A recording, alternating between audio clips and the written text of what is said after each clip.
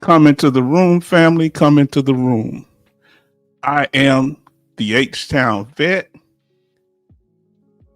and I would like to welcome you to this live stream, a place where we will discuss a variety of benefits available to veterans, active duty members, and their dependents. Come into the room, family. We're glad you're here. We're going to check our sound real quick. We see that Brother Charleston was the first person in. Give us a moment and let us know what you think of the sound.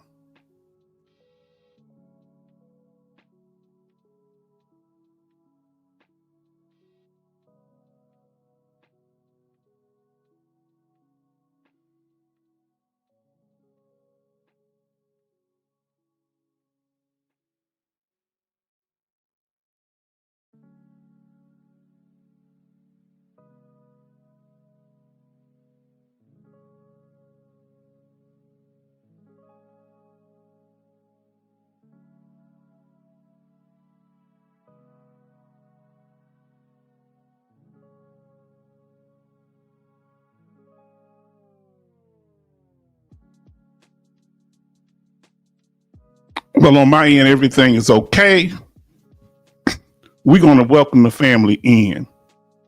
We have, first of all, say, Brother Charleston says, I'm confused, family. Is this one or Dependence Night? Oh, it's the other one. I deleted the other one. I'm confused too, Carlton. Oh, I'm sorry. I should have took the other one off, but we on here. You're in the right place at the right time. Even H-Town make mistakes. I got to take the other one off. Betty Bob says, H-Town, hope you enjoyed your weekend. I did. I hope y'all enjoyed y'all's. You too, sister. Charleston say, good evening, Coasty. Maybe we had been at sea too long. Coasty say, yeah, maybe, LOL. Vin Olive says, hello, family. Saying everybody speaking to each other. Coasty say, hello, family in H-Town. And says, evening, family, loud and clear from J. Oliver. And then we have Charleston say, sound is loud. I'm turning down. I'm turning down. Okay. Now, family, everybody's in the house. Let's get to it. Let me get into the proper placing here. And I want to say thank you for joining us today. Thank you for being here. We're going to get into this information, and we're glad that you've shown up. So, as usual, our chat will be open. And like we say, the rules will be in place. There'll be no tolerance for any trolling. You have any disagreements, we have no problem addressing that, but anything that just wastes time or that's disrespectful, you're just going to be deleted. As many as counts you can make, the many we delete. And that goes for people that have been here too. We've been giving grace to people, but we will get rid of anybody that's disrupting the channel, because we're in a time right now, family, that's real serious. And it's not time to play games. They got people going after our benefits. So while people playing troll games, there are people trying to take the benefits, redefine who gets the benefits, or hoard the benefits for themselves. We don't know how many congressmen, how many VSOs got their benefits, how many people that say they're going to help us already got theirs, but trying to keep us from having ours. We're going to get into it tonight. Smash that like button if this information is informative.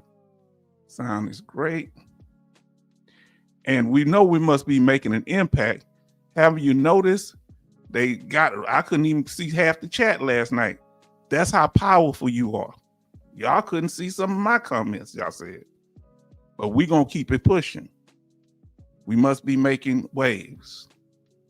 Now let's get on topic, family. All right. Thank you. And the topic for tonight is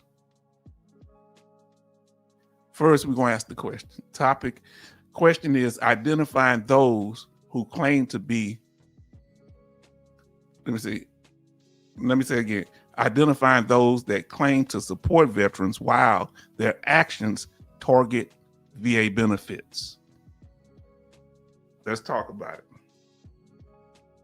And like we say, the topic will be the Judas Code. So we're going to ask you now, family, what do you think the Judas Code, if for those of you that may not know, I've talked about this before, when people have animals that they raise to slaughter, they always have to have one that go in front because a lot of them won't go through the little line to go get slaughtered.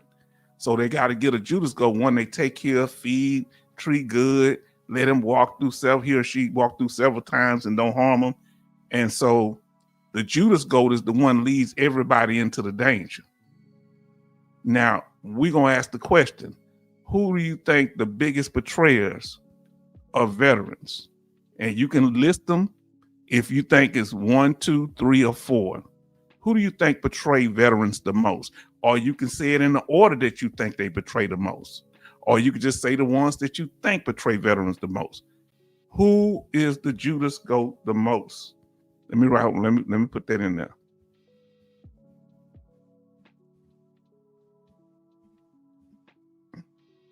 Who are the Judas Goats, family? Who are the Judas Goats, in your opinion? And we'll talk more. If you don't know yet, we'll go over the information, figure it out. Do you think it's the ones that say they advocate for us? Are they the biggest betrayers of veterans? The VA secretary, number 2. Well, number 1 is the advocates, including the VSOs and different people. Do you believe the VA secretary is the biggest betrayer of veterans? Do you think number 3, the government, meaning the House, the Congress, Congress, which includes the Senate and the House, the President, and the Supreme Court? Who do you think? You can put the number of the words. It's okay. Fellow vets, are they the biggest threat? And I'm getting some interesting answers that's kind of surprising me. When I asked who is the biggest Judas Goat betrayer of veterans leading us down off that cliff, many of you say veterans and congressmen.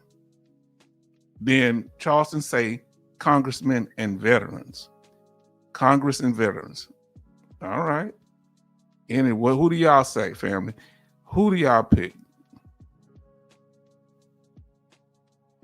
I'm on the fence, but we're going to talk about it. Let's get to it. Maybe have more input as we go on. Now, the first hit comes from the non-veterans, the civilian world. All right? Because really Congress and these other people can't do much unless the general public start acting. You know how they thanked us for our service for the last 10 or 15 years. Remember, the same public that criticized and spit on Vietnam veterans, right?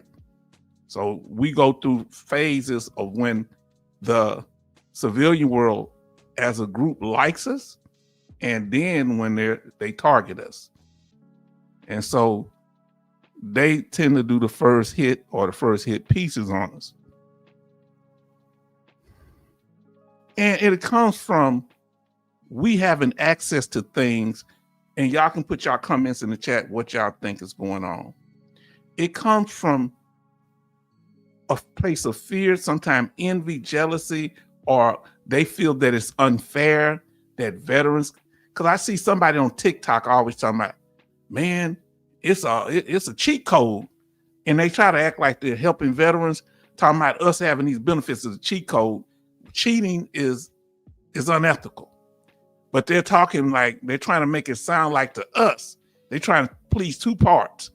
They say it's a cheat code, so make it easy for us, but then make other people feel like we have an unfair advantage.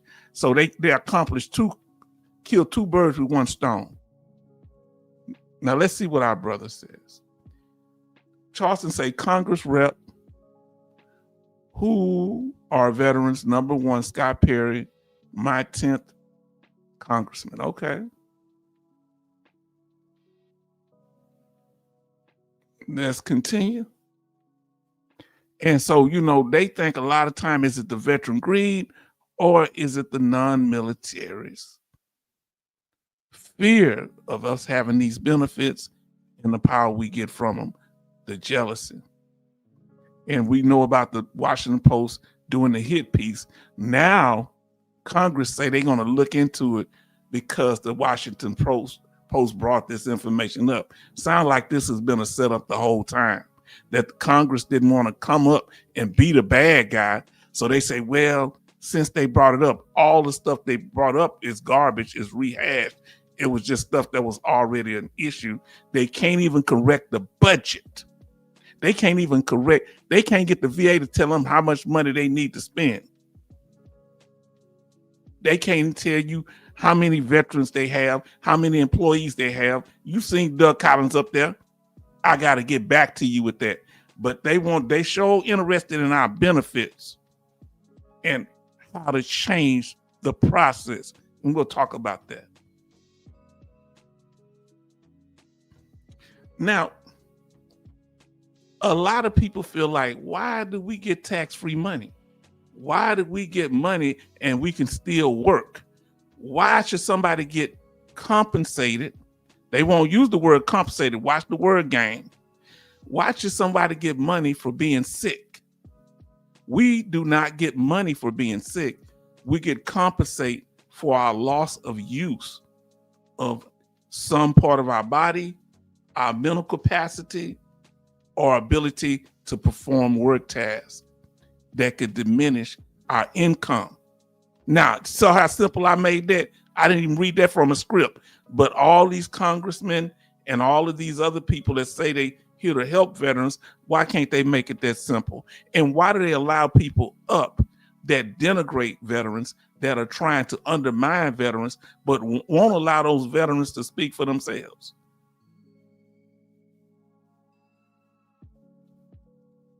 Now, it's the benefits. Let me ask you this here, and I want to know. Now, listen what Jay Oliver say. Doge found nothing wrong with us, but they want to dig. It's a hit on us. Now, let me ask you, family, do you believe that your VA, those are that we, how can I say, many of us qualify for, some may not have yet. Do you think the benefits we get in the form of veteran benefits, in the form of VA benefits, disability, a VA disability, VA home loans, National Cemetery, and the healthcare side of the our benefits, then with VA hospital, VA clinics, and community care, do you believe that gives us as veterans an unfair advantage against non-veterans? Not against, but over non-veterans. Put Y for yes, or you can put yes, or N for no. Do you think these benefits give us an unfair advantage? Because we get tax-free money. We don't have to put money down on a home. We get to be buried in a cemetery at low cost. We get health care when most people would love to have the type of health care that we have. We have in health care, even though they don't understand our situation. Let us know. Let us know. We get to go to VA clinics if we can't make it to the hospital. This is a new introduction, the clinics. And if we want to get specialty care they don't have at the VA, we can now go to community care. Now, this is a good question. Who invited Mr. Gade to the meeting? He's not a member of any veteran service group. He's an individual with his personal opinion, and he's acting like he's an expert. That's all they could get. So do you feel that our benefits give us an unfair advantage? Vin Olive says no. So what do y'all say to people that say, I don't get to get travel pay when I go to my healthcare appointment? I don't get travel pay. I got to pay a copay. You get travel pay if you go to the appointment. I don't get to buy a house and not put any money down using a VA home loan. I don't get to, I got to pay private mortgage insurance if I don't pay the house off. You don't even have to pay private mortgage insurance. Coastie say no. How y'all feel about it? Do you feel like our VA benefits give us unfair advantage over civilians? Let us know, family. Coastie said no. Then Olive said no. And you can tell us why you want to or not. Yeah. Now, let's see. Here we go. Charleston says it gives us an advantage over non-veterans. It's not unfair. We are discriminated against. So this is a key point. And I'm glad that you brought that up. What our brother is saying is when we go to get life insurance, because of the things we've been exposed to and pre-existing illnesses that could limit us getting healthcare insurance, life insurance, right? You can get dropped for pre-existing illnesses. Let me ask you this here. If you had pre-existing illnesses when you got out the military, you had some type of illness from the military, pre-existing condition, pre-existing condition or illness, put a 1 in the chat. When you got out the military, and I think non-veterans don't understand this, I had pre-existing conditions, especially mental health. So you don't think it's unfair advantage. If you had pre-existing conditions when you got out the military, please say something. Betty Bob said she had pre-existing conditions. You may have found out later, but these things could come up on tests. Charleston say pre-existing conditions. So these conditions limit your ability to access the proper health care or even get treated. And even if you can get the proper health care, you may have to pray an arm and a leg for it. Come on now. Jay Oliver said pre-existing conditions when I got out the military. So did Vin Olive. Thank y'all so much. Y'all can continue to chat along. Comment, we thank you. See, that's why we did the live stream, family, because many people feel like our VA employees feel this way, congressmen feel this way, even some that get their benefits, some of them, they hold benefits, some are 100% in Congress, meaning the House and the Senate. Some of them slip up and say it. I wish we could get a list to know which ones were, but that's their private thing, so you won't know unless they say something. I heard Burnell say it. I heard the woman veteran, about 2 or 3 of them say it. The doctor, I think she's a disabled vet. So they getting, some of them 100% and working full-time in Congress, getting the full free health care with Congress and free health care through the VA. Huh? But they trying to chop hours?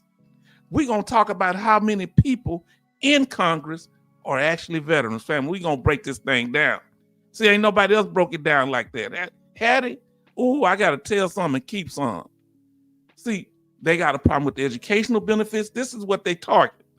The educational benefits we get for ourselves and our family members. This is what they're trying to target. That tax-free income. We make money while we sleep. In particular, our protected status as being a disabled veteran, I think they're trying to undermine that. See, I'm different from others. I'm not clickbaiting. See, clickbaiting ain't just telling them one thing and then showing them something else. Clickbaiting is also scaring people and not having solutions. Tonight, we're going to come up with some things how we can deal with this. So people out there talking about they about to take your benefits, you shouldn't be scaring veterans like that. This is not clickbait. I know you're responding to me, because I'm the one that said all the clickbait out there. I'm the only one that said that. So yeah, it is clickbait.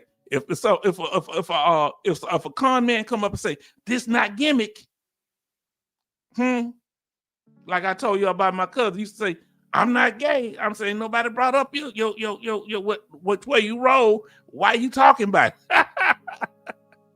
Man, I mean, how did that come up? Come to find out, huh? He was. Now, the health insurance we get, one of the number one reasons people file for bankruptcy is healthcare. Now, tollway travel, see, this is state benefit here. So they can't control what the state does. In the state of Texas, you can ride many tollways for free. In Houston, pretty much all of them. Dallas is not the same. Family, we talking about this thing tonight. See why these people acting a fool. Now, while the cutting up trolls at now? Now they're trying to go after benefits. They quiet. See, they thought they got their benefits. I'm good now. I can play and I can be like the grasshopper, not like the ant that study work. Now they playing around like the grasshopper. Now they scared. God dog, I just got mine. They're going to try to take them away. Now they're going to be running around paranoid. Can't go back over there to H-Town because I done burned that bridge. Well, you don't have no support because you chose not to have it. Huh? So who really smart? You? I'm over here with my fam, trying to get the support I need. See, look, a lot of them have a problem because they want us to work until we pass away. The average age of retirement is 63, but they want you to work till you're 83. Huh? They don't want no middle class. The average military retirement age is 43. You know, young people getting out the military. And when you have a disabled vet, you might retire early. And that's the problem. Do you think it's an issue? And I need to know, family, is it a problem if somebody is 20 years old and they got injured severely in the military that they never have to work a day in their life because of their condition? Do you think that that's a problem? Do you have a problem with that? Yes or no? Is it fair for a person that did 2 years in the military, got severely injured, and it limit their ability to do other things? Do you think it's fair that they don't ever have to work another day in their life?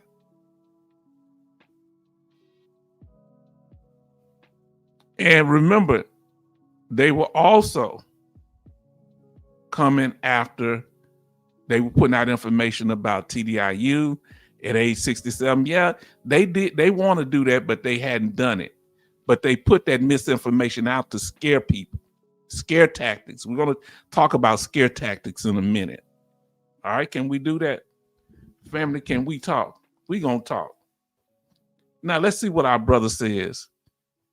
See, and we can, when they make up claims of fraud, we can't do nothing about it. It's fraud. They the one that's saying it, and we're not committing fraud, so what you tripping on us for? Now, Brother Charleston says, we have insurance fraud in Pennsylvania. Have a pre-existing condition and saying you don't when applying for family health care is fraud. Wow. Say no. Coasty say no. Let me get my water, fam. I got my I'm trying to keep that cough down. I got those. My daughter went and got me some of those cough drops. Let's continue, family. Word confusion, family. Remember when you heard Gabe talking, this Lieutenant Colonel retired who has a lot of vitriol for veterans, he kept using words like that VA disability was harming veterans, making them want to take their own lives and things like that. Y'all remember? Watch, whenever somebody talking, I'm about to give you an example tonight of word confusion. And I bet about to say we have 9 likes and 12 watching. Give us some examples of some of weasel words that they use in Congress and other people that are so-called representing veterans.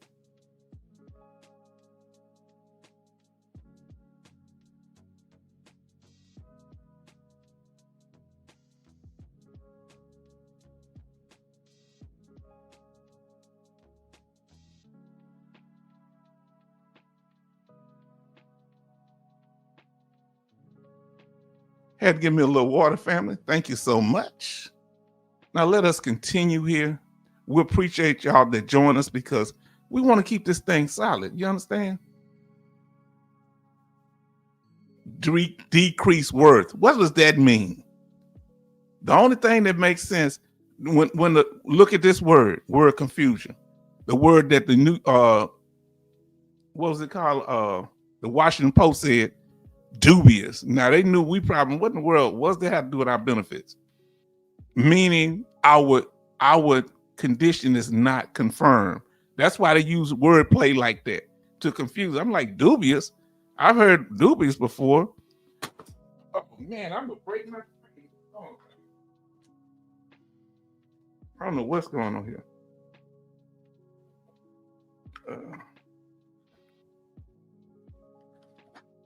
All right, friend, hold on. Give me a second. I want to put this somewhere because I don't want this thing. Oh, I put it back here. Okay. Now, family, drop my headset. I don't want to drop those. Now, decrease worth. What are some of the word confusion games they play? Exactly, shipmate, Jalvin. Yes. They got a lot of stuff. They play games, man. And they treat us like we all a bunch of fat cats. We sitting here getting the money. That's what they worried about, the money we get. Like we sitting back here not injured.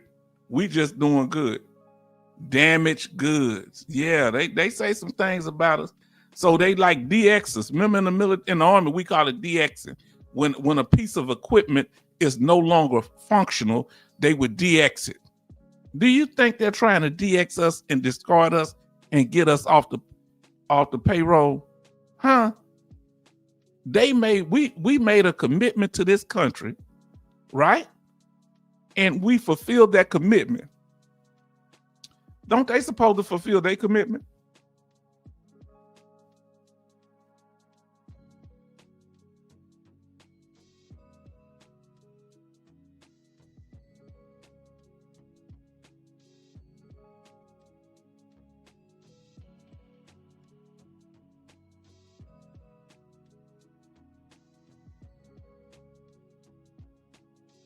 All right, fam. This coughing catch me at a hard time. Sometimes I go hours without it.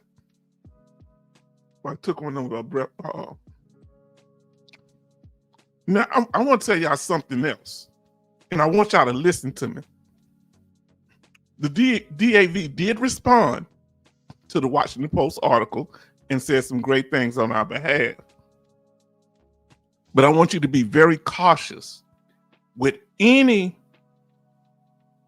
body that claims to speak for veterans, whether it be VSOs or lawyers or whoever, because they all have incentives.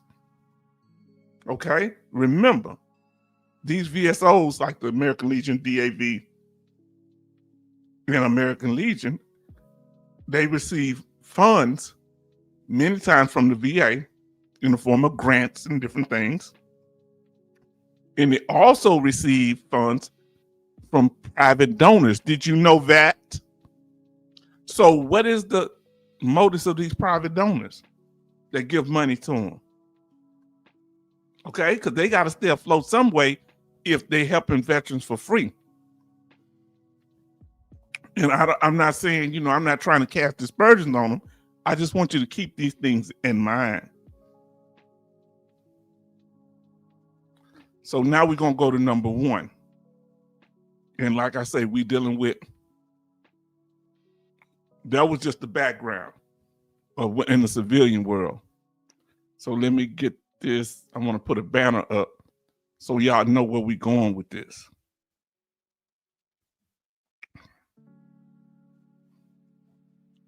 So the question is this here.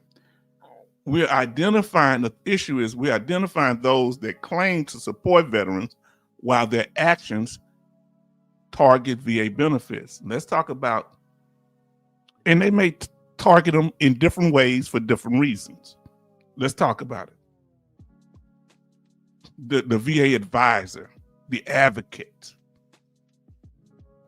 the VA, the one that represents you.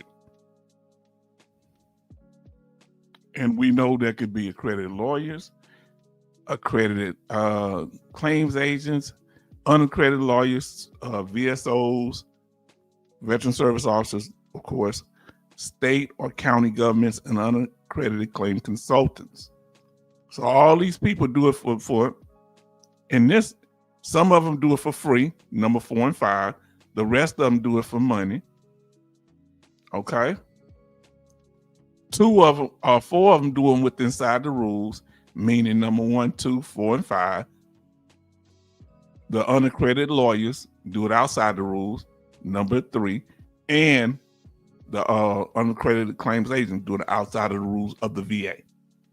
They're outlaws, right?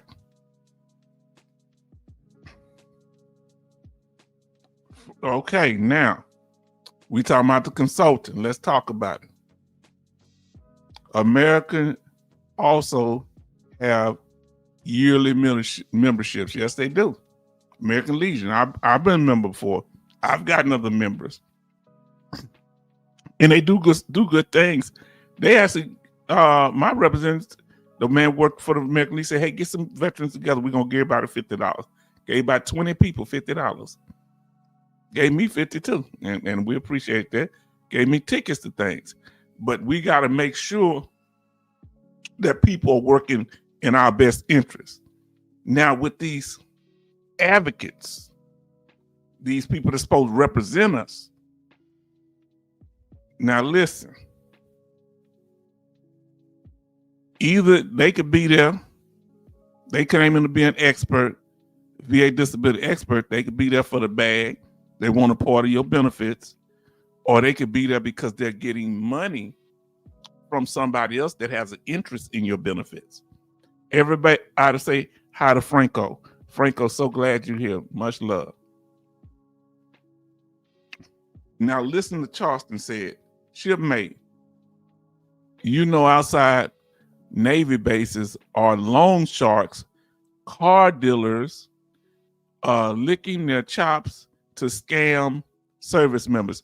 You know, I forgot that there were so many used car sales places outside of military bases.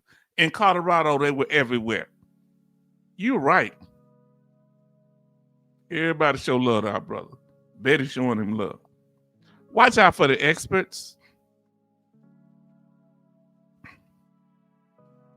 The ones that tell you, watch our video on this, that they can make it simple, fast, and easy. Don't let them play into your you know, because you might be stressed out like, man, I got to do something, man. I'm in a bind, right? Everybody saying, huh? Watch out the stuff that catch your ears. And you better be real careful because a lot of people will get you out there on that ledge. You understand? You'll be out there on that ledge. H-Town trying to keep you. I'm telling you, it's unstable. Stay back, but people gonna do what they told me it's okay. You better read the signs. You better know the signs of when somebody trying to hustle you. Huh?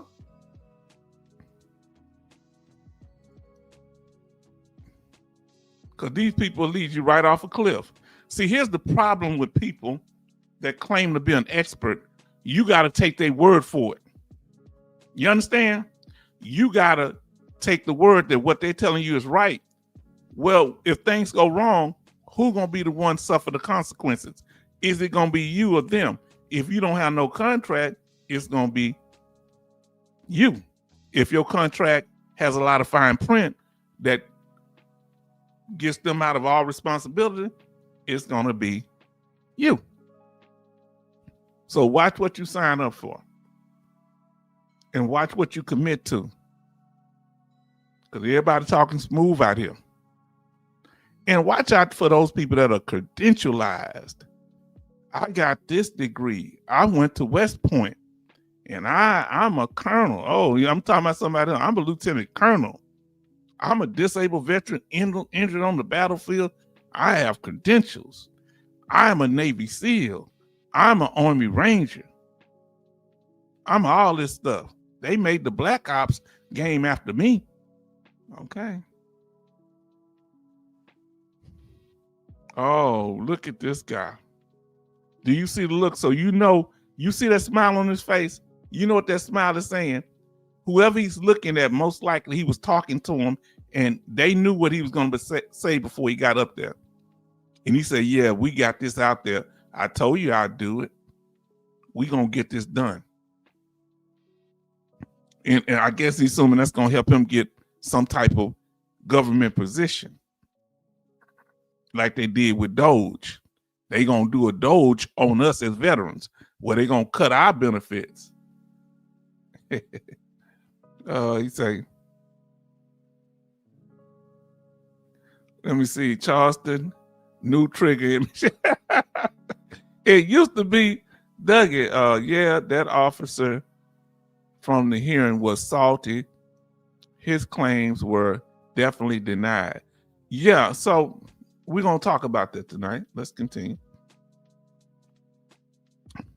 Because he was ranking veterans like certain veterans had more value than other veterans. And there's no such thing, because without all of them, you can't make. Let me tell you something. Special forces do not win a war. They're decisive strategies.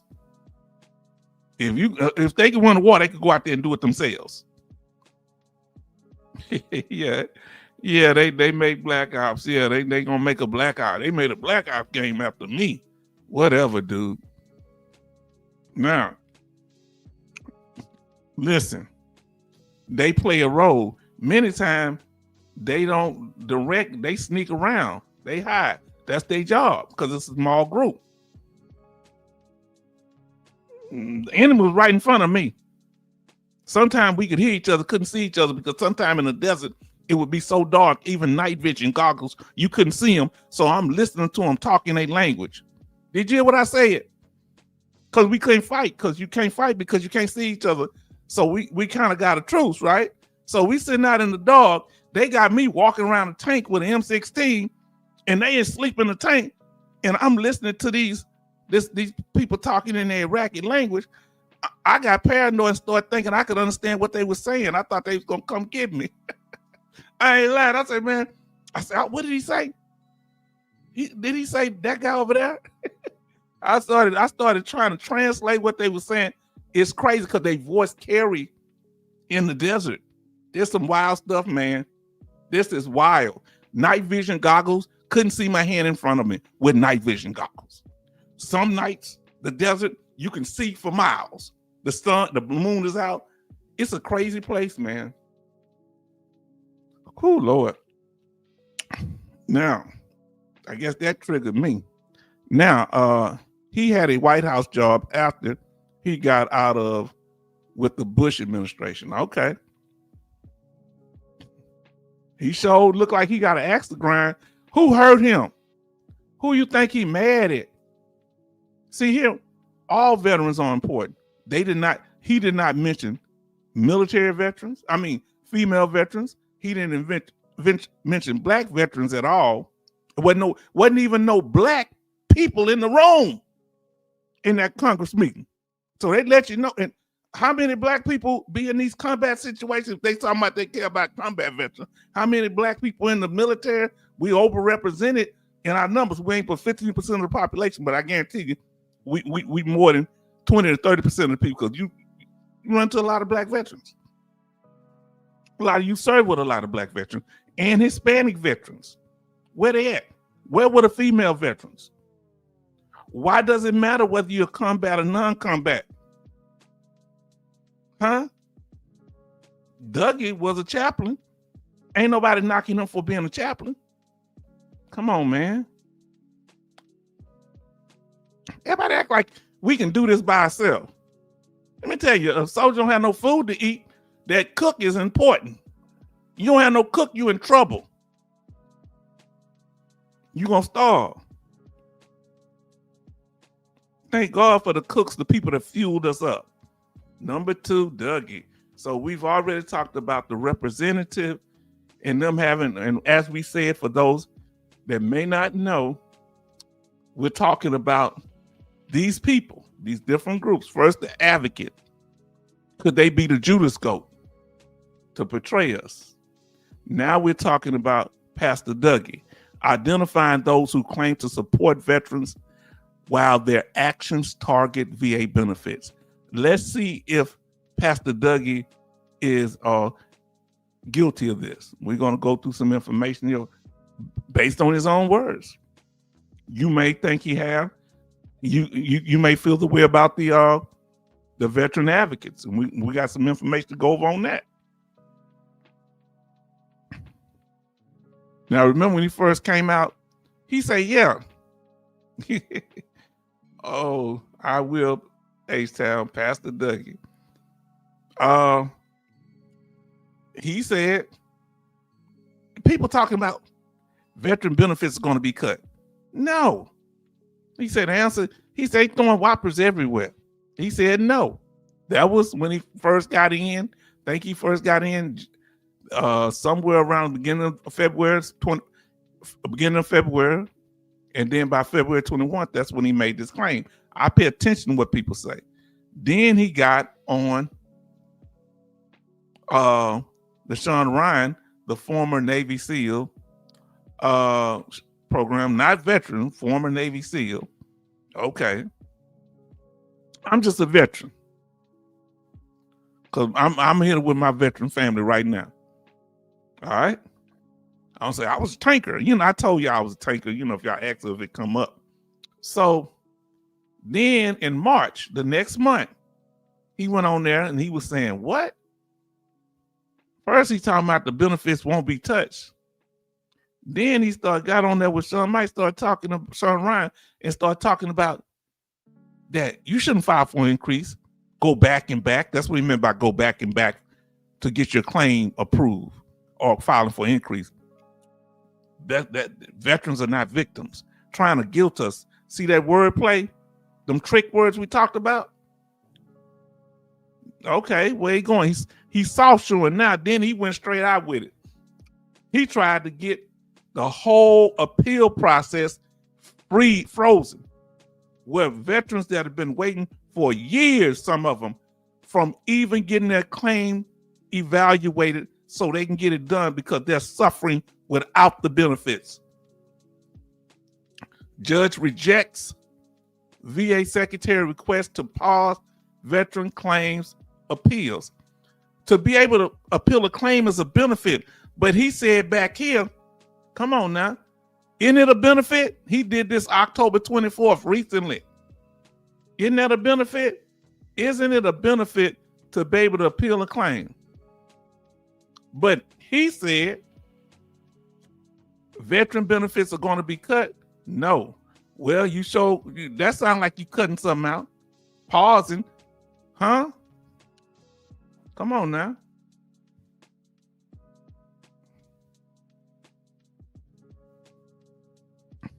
They would say, well, we just froze them. Well, if I don't have access to them, you can cut it until you reinstate it. Now, listen to what our brother say. Sean Ryan makes fun of tinnitus. Pastor said 0. Yeah. He said, yeah. I went in there and she told me you don't have no evidence of tinnitus. He said, listen here. I was in the Navy SEAL. I blew stuff up. Just give me what you supposed to just give me one. And he didn't say nothing.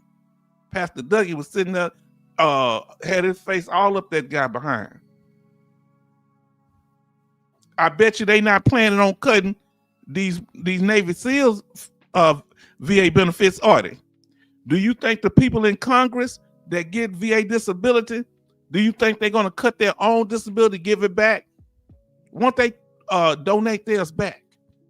Those that are in Congress, Senate, and the House, should they get their benefits back since they want to go and look at ours?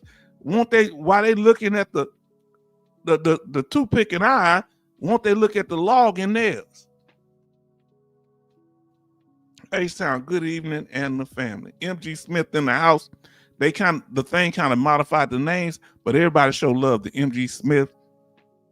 Person just up there. Now, family. So did he renege? Now the third one is Congress.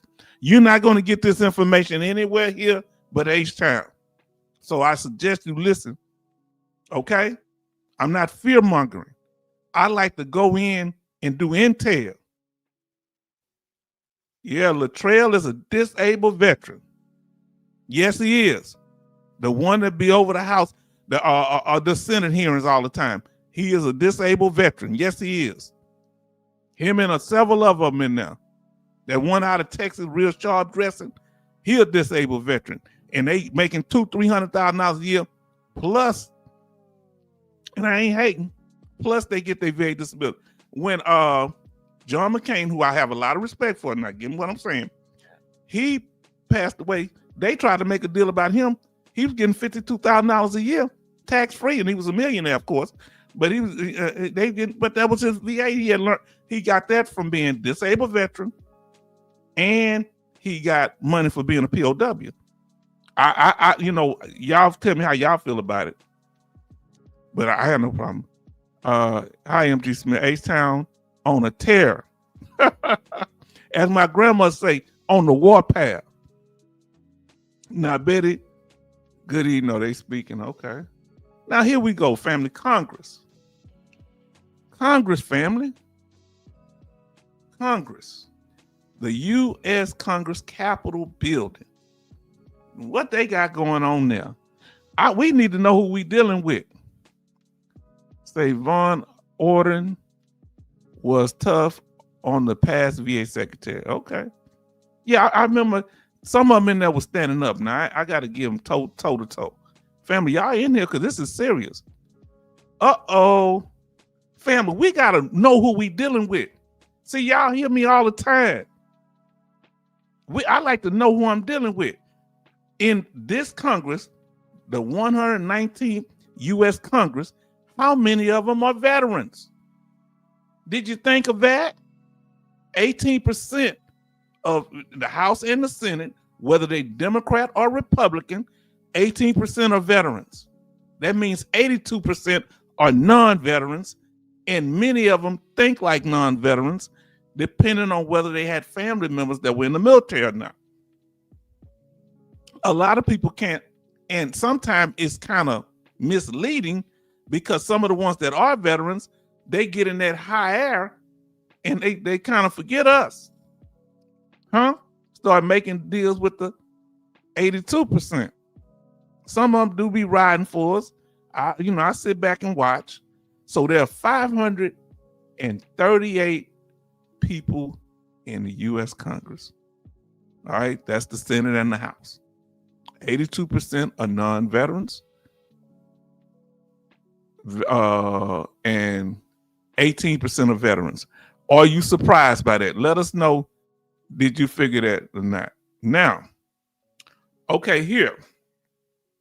That's going to put us at about the branch of service of the people that serve, okay? The ones that served in the Army, you have 43 that served in the U.S. Army.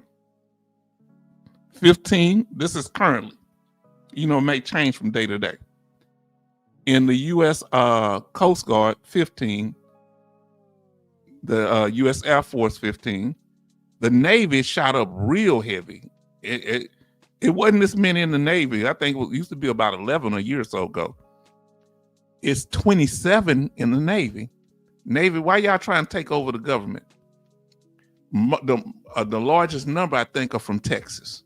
10 out of the, I want to say there's 100, but let's get clear. You say, well, H-Town, the numbers don't add up. There's 100 in these four branches. I don't see none from Space Force or from the Coast Guard, okay? So now, you say that's 100 from the Army, Navy, Air Force, and Marines, and 10 out of Texas, which, is included in that. Well, there's 90 men and 7 women in the U.S. Congress. Now, listen, what about the 3? Some people just probably don't identify as a male or female, or some just didn't want to put their gender down, or they just didn't do it. Now, very surprising, so little are veterans. Oh, who's surprised by that? Wow. So you can understand when they're making decisions, who breaking it down like H-Town? We getting to the bottom of this here. I like to know who I'm dealing with. I told you I like to know who I'm dealing with. That's why they don't want us up there, because if we get up there and start speaking, and we might have to we have to start speaking up for our benefits. People, they're under attack. Uh-oh. Come on now. Listen to this. Vet by party affiliation. Okay. Of the veterans, 65% are Republicans and 35% are Democrats. Does that affect the way you think? Now, that's not too bad of a meaning when it comes to Republicans, 62 of them are in the House of Representatives and 10 of them are senators, because it's less senators, only about 50 senators or something like that, right? One for each state or two for each state. I forget how many it is. Now, when it comes to Democrats, there's 18 in the House and there's 7 in the House of Representatives, making a total of 25. And I forgot to tell you what the Republicans, 62 in the House of Representatives, 10 in the Senate, for a total of 72. All right. Fam, we getting to it. Let's see what we got. Say, okay, I can't say that. Sailors are squeaky. We are trained that way. Quiet takeover. Yeah, y'all took over. How you got 27 people in the Navy? The Army is bigger than the Navy. Why so many congressmen are sailors? I want answers. Come on, fam. That don't make y'all feel uncomfortable. I love y'all. I love all y'all Navy people. I mean, some of the best people in the world. Seabees, I love y'all. But you explain this to me. Why are there so many? 27? You're darn near caught up with the Army. I'm suspicious, family. I want to know the full report. Huh? I want answers.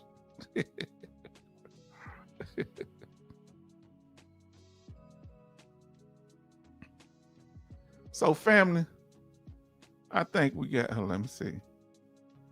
Let's get back to this. So, family, we broke that down. We got that information out there.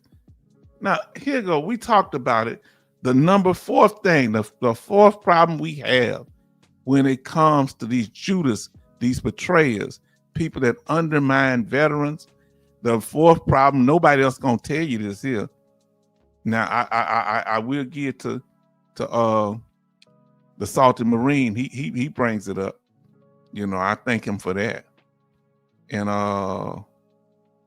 let me see. See, you have to encourage people that are doing it the right way, because you don't want them to get out there on the wrong end of it. So when people, that's why it's good to encourage people. Don't mean you endorse them and all that. You know, I'm just saying the stuff I heard is okay. Now, identifying those who support veterans, who claim to support veterans, while their actions target the benefits. You say, well, other veterans don't target. Yeah, they do. They try to undermine you from getting your benefits by coming in here crashing out after they got theirs. Remember, 90% of the people I had to block, 95% were people either claim to help people get their 100% or had it and was acting a fool or claimed to have it. See, people don't want to see other people. So if you're out there helping people get their benefits, they're not trying to attack me. They're trying to keep me from helping you. Because they come to me, I'm going to help you. They only help who they like. This ain't about who I like. I want to help anybody that's entitled to the benefit. There's a whole bunch of things I don't like. It ain't about like, it's what's fair. If a person deserves their benefits, whether I like them or not is irrelevant. You understand? Now, that's hard to say. Now, what y'all think of that, family? Do I have to like someone to help them get their benefits? Now, tell me if I'm right or wrong. I ain't got to like them. I ain't going to let you disrespect me. I ain't going to let you stab me in the back. If you follow what the rules are, I'm going to give you the game just like I'm going to give it to anybody else. You understand?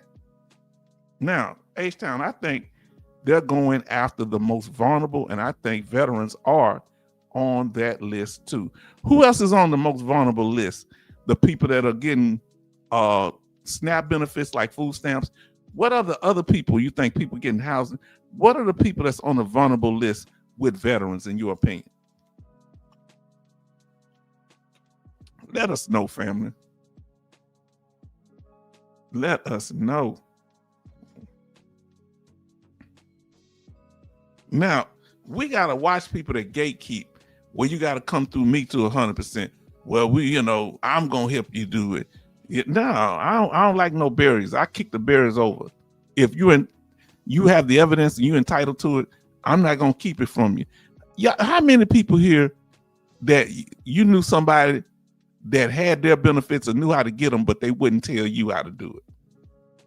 Family, if it was somebody you knew that knew you close enough that they knew how to get it, and they knew you were trying to get yours, but they wouldn't help you.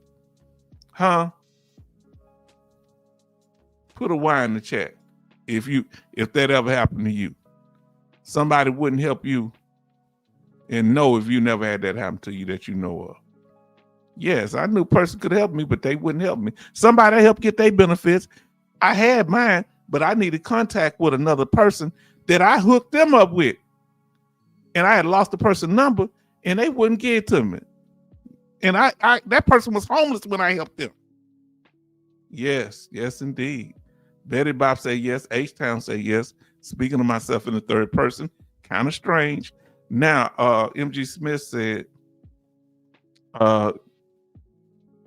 Jay Oliver said yes. Charleston said yes. MG Smith said yes. See, family, a lot of us have been betrayed. Now, listen what MG Smith say. That kind of government assistance becomes of your income. Yeah, it becomes your income. Yes, indeed.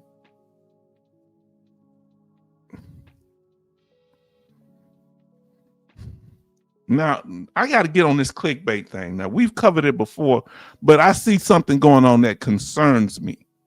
Okay? You do things based on evidence when it comes to claims and not clickbait, but I'm seeing clickbait being used for something different, and it concerns me. Tell me if you understand. They're using a new strategy and tactic. Now people who have veteran channels, some of them are using tactics different because of all these attacks on our benefits. They used to use veteran greed. That used to be the biggest number one. Now that's not popular right now. It's not popular to use veteran greed because the VA watching, the Washington Post is watching. And so now people say, I got to get off that. I got to find another way to clickbait. Saying, come on, get the money fast, eat quick and easy. Well, it sounds like a scam now. Let me lay low. So guess what I'm going to do to get clicks? I'm a scared of veteran. Your neighbor is watching. I'm a scared of veteran. What you mean scam? Yeah. With all kind of crazy work. Give them to click on saying, yeah. And the first thing they say, hey, and for you out there talking about this is not clickbait, stop saying that. Just because you say it ain't. If what I'm saying is the truth gonna ride over. If you gotta say it ain't clickbait in your thumbnail, that's a problem. That means you've lost credibility and integrity that you got to convince people. If I got to keep walking around telling, Betty, you can trust me. Charleston, you can trust me. MG Smith, you can trust me. If I got to keep saying that, eventually you're going to be not able to trust me because you're going to say, why he keep saying that? Why is he trying to convince me? Huh? So they're using fear to get people to click. And the problem I have, breaking news, they're about to take it for real. This is not clickbait. Breaking news that they coming really after our benefits. You can't be working veterans up like that, and we already in a diminished state. So 12 likes and 17 watching, 13 likes and 18 watching. Family, we appreciate those that are watching the channel. We thank you for being here. and we hope we can win. You'll keep your views. It's very important to us, whether you're a veteran or not. Now, Jay Oliver says vulnerable groups to come possible mental patients and small businesses. Those are the ones that's the most vulnerable. Yes, indeed. Now, watch. That's why I told y'all that breaking news, be careful with people. Breaking news, they're about to take TDIU away. Breaking news, they got the Veteran Improvement Act, and it's gonna get, and it's for lawyers, not veterans. Remember, H-Town break it down. We make sure that we look at information. What do we do? Tell me the word we do over here, family, when it comes to anything, and you supposed to use this in any part of your life. What is the word before H-Town go along with anything that's being said or y'all bring to us? What I say that I do? What's the word, family? Put it in the chat, huh? Let us know. Yeah, they trying to scare you. Put it in the chat, baby, family, if y'all know. They trying to scare veterans into clicking on their video. And that becomes a problem because that's a gimmick. Okay? What we tell y'all to do with any information that come your way? Verify. That's right, MG Smith. That's right, Betty Bops. Verify. So it's not enough that you given, even when they give you the information, if they're not giving you any solution. That's why when I don't bring stuff fear to you, I'm telling you how to handle it at the same time. Don't come with, hey, this is bad. Now, if I don't have no answers, I'm just tell you I don't have no answers. I'm gonna lie to you. I'm not gonna lie to you. That was a Freudian slip. I'm not gonna lie to you. I'm just saying I don't know the answer. All right. That's why we respect each other. Verify information. Whoever you get it from, me, anybody. Because people lie to you and they won't take responsibility for the decisions you make that might be a mistake. And when you come back, hey, you told me this, they'll block you. You won't be able to comment. How many of them won't even listen to your comments unless you pay them money? How many of them listen to your comments like this here or ignore your comments, your questions? When you email them, they won't email you back. H-Town email you back. Now, I'm using both thumbs now. Oh, I hear you.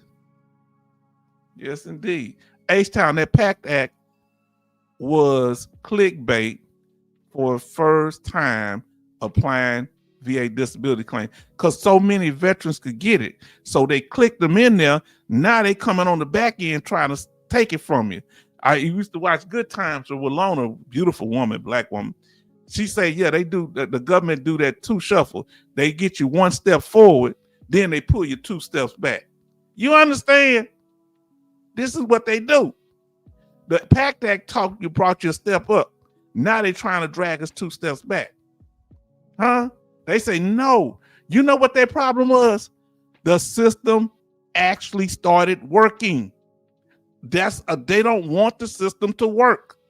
When veterans actually started applying for their benefits and it worked and they were able to apply for the PACT Act, now they want to scratch the whole system.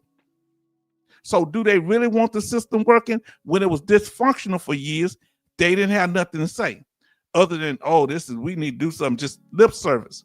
Then when all these unaccredited claim consultants come out, hold on, wait, you can't do this here. You can't do this. This is fraud. We don't like it, but you ain't doing it right. Huh? When a veteran don't want to go to VSOs or come to the VA for help and they go to the unaccredited claim agents, it's like we used to say, our brother said in the song from down here, very popular singer, Mel Waiters. He didn't take your woman. She was just ready to go. Huh? Ain't nobody take the veteran from you, VSO, lawyer. They were just ready to go to somebody. They wouldn't pay money to get results. Come on now, fam. We just talking now. Can we talk, fam? Walk with me a little while. So now that was it. Now what was that, an hour? Now, I got to ask you now that we went over the information, I'm going to ask you the question again. Okay, let's deal with this. Identifying those that claim to support. Let me read that again. Identifying those that claim to support veterans while their actions target VA benefits that the veteran are trying to get. Who do you think is the most does the most harm to veterans? You can put them in number order, or you can just say one of them. You just think one of them. Pick the number, the one you think that does it the most. If you think they all do it the same, just put all of them down, or you can put them in the order you think that they are dangerous. Let us know. Let us know. Who do you think does the most harm, that betray us, the Judas goat that's leading us astray? Who do you think, family? We got Farm Girl say, evening fam. Who do you think? Is it the veteran advocate, number one? Is it the Secretary of the VA? Right now it's Doug Collins, number two. Is it the government, including the Congress, the House of Representatives? Congress, the President, and the Supreme Court? Everybody speaking the Farm Girl Rebel. Who do y'all think it is? Who's the most to blame, family? If you had to pick somebody, and if you can put more, Jay Oliver says Congress, the government, not just Congress. I'm sorry, the government as a total. Okay, if you had to pick one, who's the worst? Charleston say the government, so does Jay Oliver. MG Smith say the government. Betty Bob say the part of the government, in particular Congress, the government. Fam, who do y'all say the most to blame? I learned to distrust Congress in 1980. What was that? What was that? The government shutdown? I remember it was a government. Was that when them air traffic controllers were laid off or something like that under Reagan? What year was that? Verify. Gotta verify. Somebody claims to be an advocate, and they're gonna help you with your benefits. Verify. If somebody, the Secretary of the VA, come in making promises and what he ain't gonna do and what he ain't gonna take away, verify. Now I'm gonna ask you this here. Charleston, good point. I agree with you. Now let me ask you this here. What information? So I'm asking you a different question about the numbers 1 through 4 here. Options 1 through 4. Who were you the most? What did you learn about here that you was the most surprised? The information that I put out that you didn't know. Was it about your fellow veterans? Number 4. Was it about the government? The statistics maybe that we talked about? How many veterans are in the Congress? Was it something about the Secretary of VA or VA advocates? What surprised you the most? Which one of those groups surprised the information that we put out? If it didn't, well, it just didn't.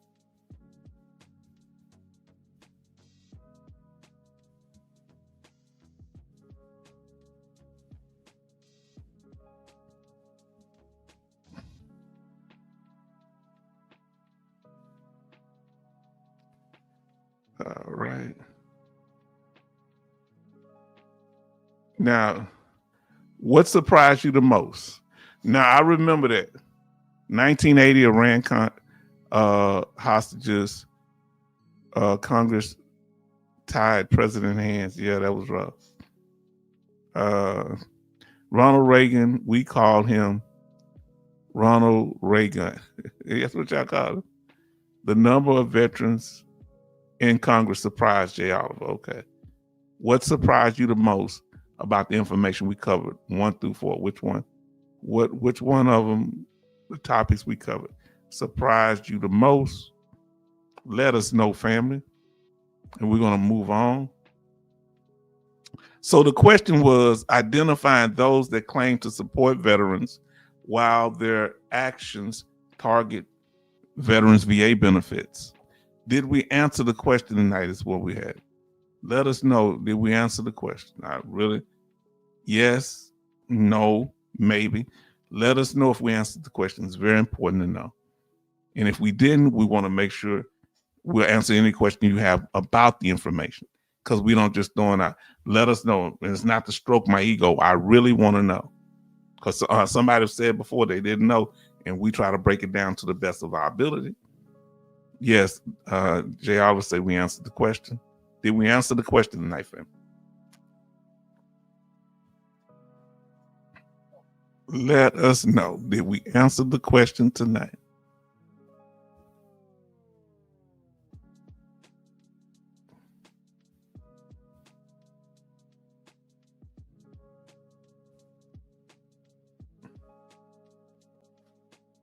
Okay, yes, you did answer the question. Thank y'all. Thank y'all for responding. Whatever the response is, respect. The question was answered. Now we got something that I want to cover tonight. You can keep letting us know if we answered the question. If this information has been informative, please like, share, and we want to win your subscription. If you haven't subscribed, we want to win that. We're doing our best to do so. Now listen what Brother Charleston said. Yes, H-Town, you shine a light on these jokers. Oh, remember last time what happened? They took half the chat. I couldn't even see our chat, and I had to look at it on my iPad. I had to read off my iPad because I couldn't see it on my screen. And I'm the host. I think that makes some people nervous. Now we're going to skip law. We're going to get to law, but right now we're going to skip it because we got news to get into. Veteran news. We got to talk about it. Family, can we talk? We got to get into it. We need to know what's going on, especially they're trying to move kind of, you know what they say, run silent, run deep in the Navy. What they say, how the saying go? Run silent, run deep. How y'all see it? Well, we want to make sure we know who's running silent and who's running deep. Okay? We need to know who we're dealing with. So I know a lot of us, some people were surprised by the gentleman that spoke, Mr. Gade, but something else caught my ear, and I want you to listen and tell me, does it do the same for you? Because I heard something that I was kind of shocked by. All right. So we're going to try to make sure that we cover that. Somebody that spoke right before Mr. Gade, and that was, I think, the representative for the Veteran of Foreign Wars. And family, I want y'all to let me know once it starts whether you can hear the information.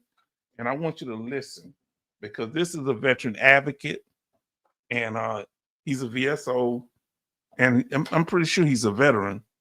He seems to be. I don't know for sure. I haven't verified that. I haven't verified whether he's a veteran, but I want you to listen. And I'm going to break down some things. This is the gentleman that spoke right before Dr. Gade.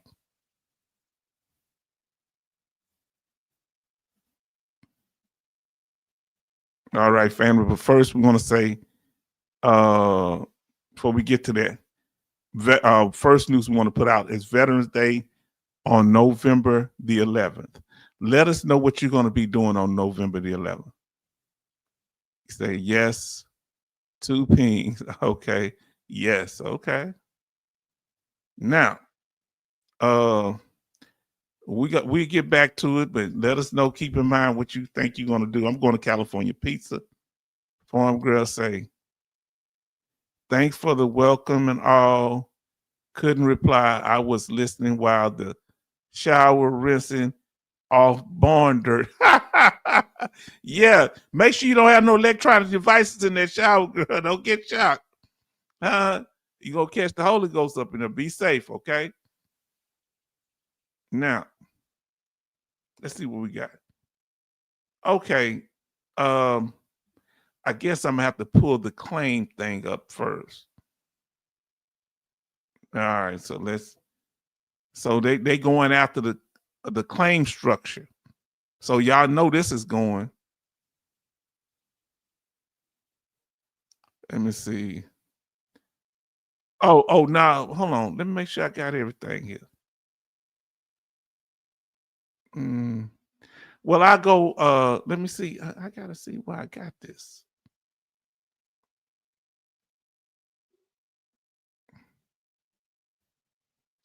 Let me see what I got, fam. Give me a second, because I know I had an article.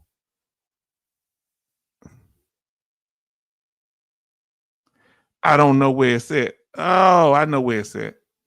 Give me a second. I got it on my what's calling it. Well, while we doing that, let's go ahead into the video. I'll look it up while we're doing that. Sounds like a country song. Yes, indeed. And then it's LOL, one in the making. I'll ask my friend who sings and writes country to make one up. Y'all see y'all something else.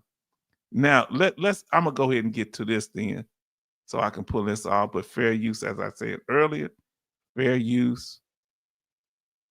Let's get to it.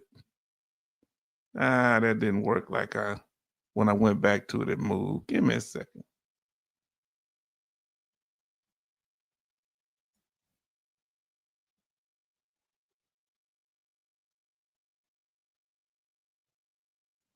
All right, we getting to it, family. Thank y'all for your patience. We're going to get this and pull it up. And we're going to make sure we're able to watch this. Now, family, listen to the VSO, I think the Veteran of Foreign Wars, who spoke before Mr. Gage, who had such incendiary things to say and, provoking things to say. Listen to him, because it's something I want you to listen closely, please. Thank you. Chairman Moran, Ranking Member Blumenthal, members of the committee, thank you for the opportunity to testify on behalf of the VFW. So let us know if you can hear that. Put speakers in the chat or say I can hear. Good. When Americans raise their right hand, they sign a binding contract to surrender freedoms, obey orders, and if called, march into combat. In return, our nation promises care and benefits. That promise is not charity, it's a contract. For our enlistees, it's enshrined in DD Form 4. Every veteran who served honorably has kept their end of that contract. Yet lately, headlines question whether our veterans really deserve it.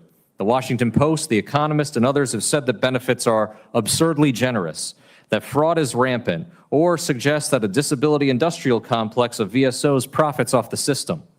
We've heard it before.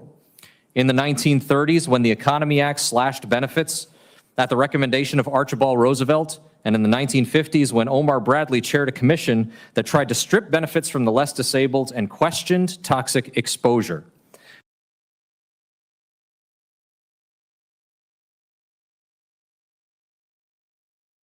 Sorry. This is not the first time this will happen, apparently. Whenever after wars in particular, when they downsizing, they don't want to pay for the damage that's been done to the people that sacrificed everything. Bradley did that. Did not know. Wow. I'm learning something. We buried those bad ideas then, and it is our duty to bury those bad ideas today. Fraud exists in large systems, Medicare, Social Security, and yes, VA, but it's rare and it's prosecuted when it's found. What's not rare are the... Now that's true. Fraud is rare, and when it's found, they prosecute it. That is true. Now I want you to keep listening to what this VF, he's the representative for the Veteran of Foreign Wars, Mr. Ryan. Invisible wounds of war, PTSD, traumatic brain injury, chronic pain, or cancers caused by toxic exposure. To claim these wounds are embellished or fake is either ignorant or cruel. Invisible does not mean imaginary. Reporting like the Post's misrepresents key facts. They tell readers that more than 500,000 veterans are service-connected for seemingly minor skin conditions, failing to note that 76% of these veterans are rated at 0%. If you add in 10% ratings, which often do not affect compensation, that number jumps to nearly 94%. So, meaning, this gentleman comes on before Mr. Gage spew all the lies, in my opinion. So he's breaking it down, but I want you to listen closely. Yeah, it don't matter. Whatever percentage you get, they deserve it if they proved it to the VA that they have evidence. The data set does not support rampant exaggeration and fraud. Plus, the Post conveniently ignores the unique occupational hazards of military service and why skin and foot conditions are so common. There's a reason it's called trench foot.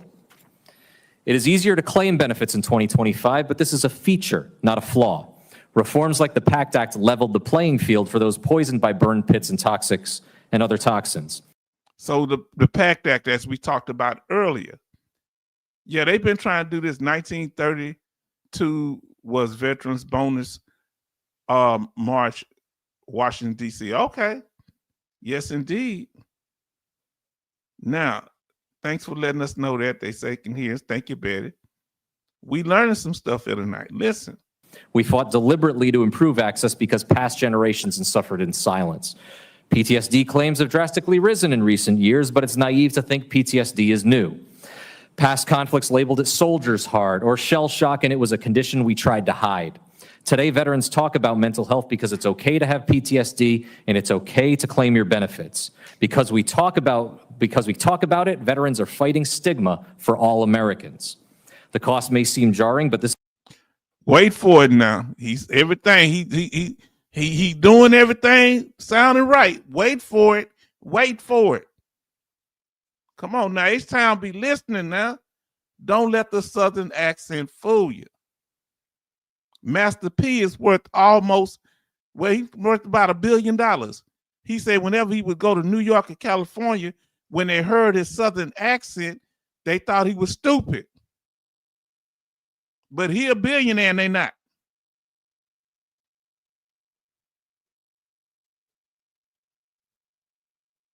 All the ones that don't speak with Southern accents, they got record deals with other people. But the ones down here in the South, they got their own record labels. Huh?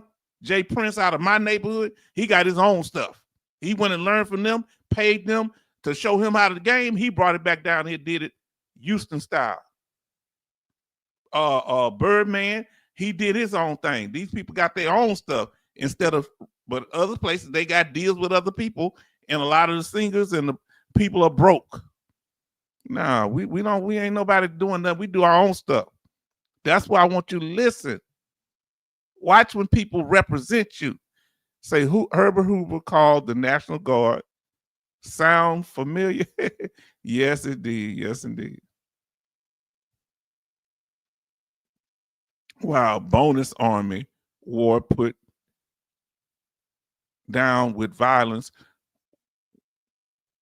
outside of the White House after they put up shanty towns. I remember them shanty towns. I remember seeing that to get the funds they were promised after service. So people trying to renege, it sounds like. Do you think they're trying to renege on what they promised benefits? This is the sobering true cost of 2 wars many households could afford to overlook. Disability compensation is the settlement of a debt for the social and occupational losses associated with the real and persistent hazards of military service. Social and occupational losses. Social, we can't go outside.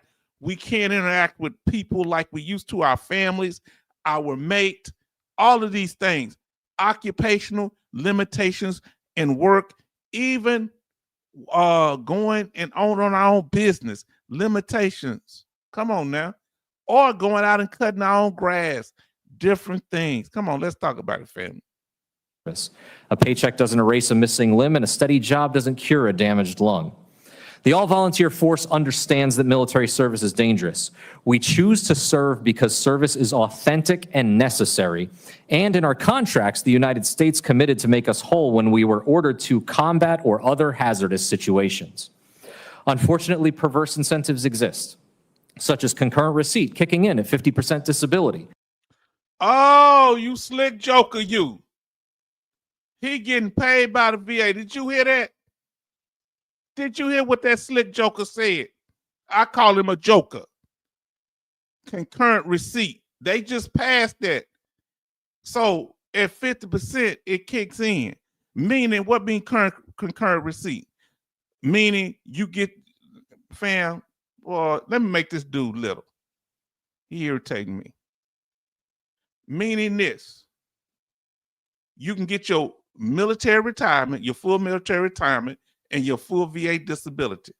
So you can get your full military retirement and your VA disability, regardless of the amount, well, once you get 50% or higher on VA disability. Before that, they offset the amount. They shouldn't offset it because your retirement ain't got nothing to do with your VA disability. He's saying that's a problem. Listen to this little slick joker here. I like the other stuff he said, but I'm going to call him out. Now, y'all tell me if I'm wrong for calling him out, family. You may disagree. I want you to hear this again. If you disagree, let me know, because I don't want to say nothing wrong. Benefits. Because we talk about it, veterans are fighting stigma for all Americans. The cost may seem jarring, but this is the sobering true cost of 2 wars many households could afford to overlook.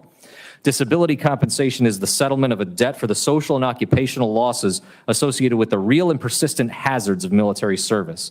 A paycheck doesn't erase a missing limb, and a steady job doesn't cure a damaged lung. The all-volunteer force understands that military service is dangerous. We choose to serve because service is authentic and necessary. And in our contracts, the United States committed to make us whole when we were ordered to combat or other hazardous situations. Unfortunately, perverse incentives exist. Such perverse incentive. Remember, I told you them weasel words? Perverse. How is it perverse to get your VA compensation and your military retirement at the same time? How is that perverse? Huh? I may agree with some of the things you say, but I ain't gonna walk with you on everything. You understand? Who else pointed that out but H-Town? Come on, talk to me. Now, listen to what Jay Oliver say. I have a friend. We all have a friend, right? He say, I have a friend that was a Army Scout sniper. What job can you do in the civilian world with that? I was in tanks. What job could I do in tanks? There's no tanks out here. Everybody show love to our brother Gary. In this world, nothing can be said to be certain except death and taxes. Huh? Well, I say taxes is not for certain either. Taxes not for certain either, because some of us exempt from. Listen, they're gonna hate on us more. Listen, all thing for sure of me is I'm be black and die, in my opinion. But I get you on tax. That is true. They still get us. You know what? You right, Gary. You know why you right? Because they tax us at the grocery store, even if we don't pay property tax. They tax us on all. They get us every other kind of way. What I'm talking about? They gonna tax you on something. Come on, fam. Sales tax. Come on now. Now listen what he said is perverse incentives. Listen to this. Just concurrent receipt kicking in at 50% disability, or family. Concurrent receipt kicking in, and he won't explain what he's talking about. I know what he's talking about because this is my job to know what he's talking about. He's talking about receiving your VA disability full amount and your VA retirement. Now listen what he say here. The second one you're going to be shocked by. Care that kicks in at 100%. Health care. Now, hold on, where I'm at. I don't want to go too far back. 43, 49, 43. Now, listen to what he said about when you get the 100% and you get that champ VA for your, say, career war vets, vets of Gulf War. Yes, sir. Now listen, everybody show Gary, I missed you. I'm gonna tell you, I missed you, Gary. When I saw you the last time, you came in and made me feel so good. Gary, I'm so happy you're here. Really mean that, my brother. Now listen what they say about that 100% benefits. Full cut of the action. The VFW has led the fight against this scourge, not to profit, but to support veterans and protect the non-adversarial benefit process. The VFW has testified before Congress 15 Hold on. He talked. associated with the real and persistent hazards of military service. A paycheck doesn't erase a miss. The VFW has testified before current receipt kicking in at 50% disability, or family care that kicks in at 100%. He say that's a verse that family care kicks in at 100%. Is he saying it should kick in earlier?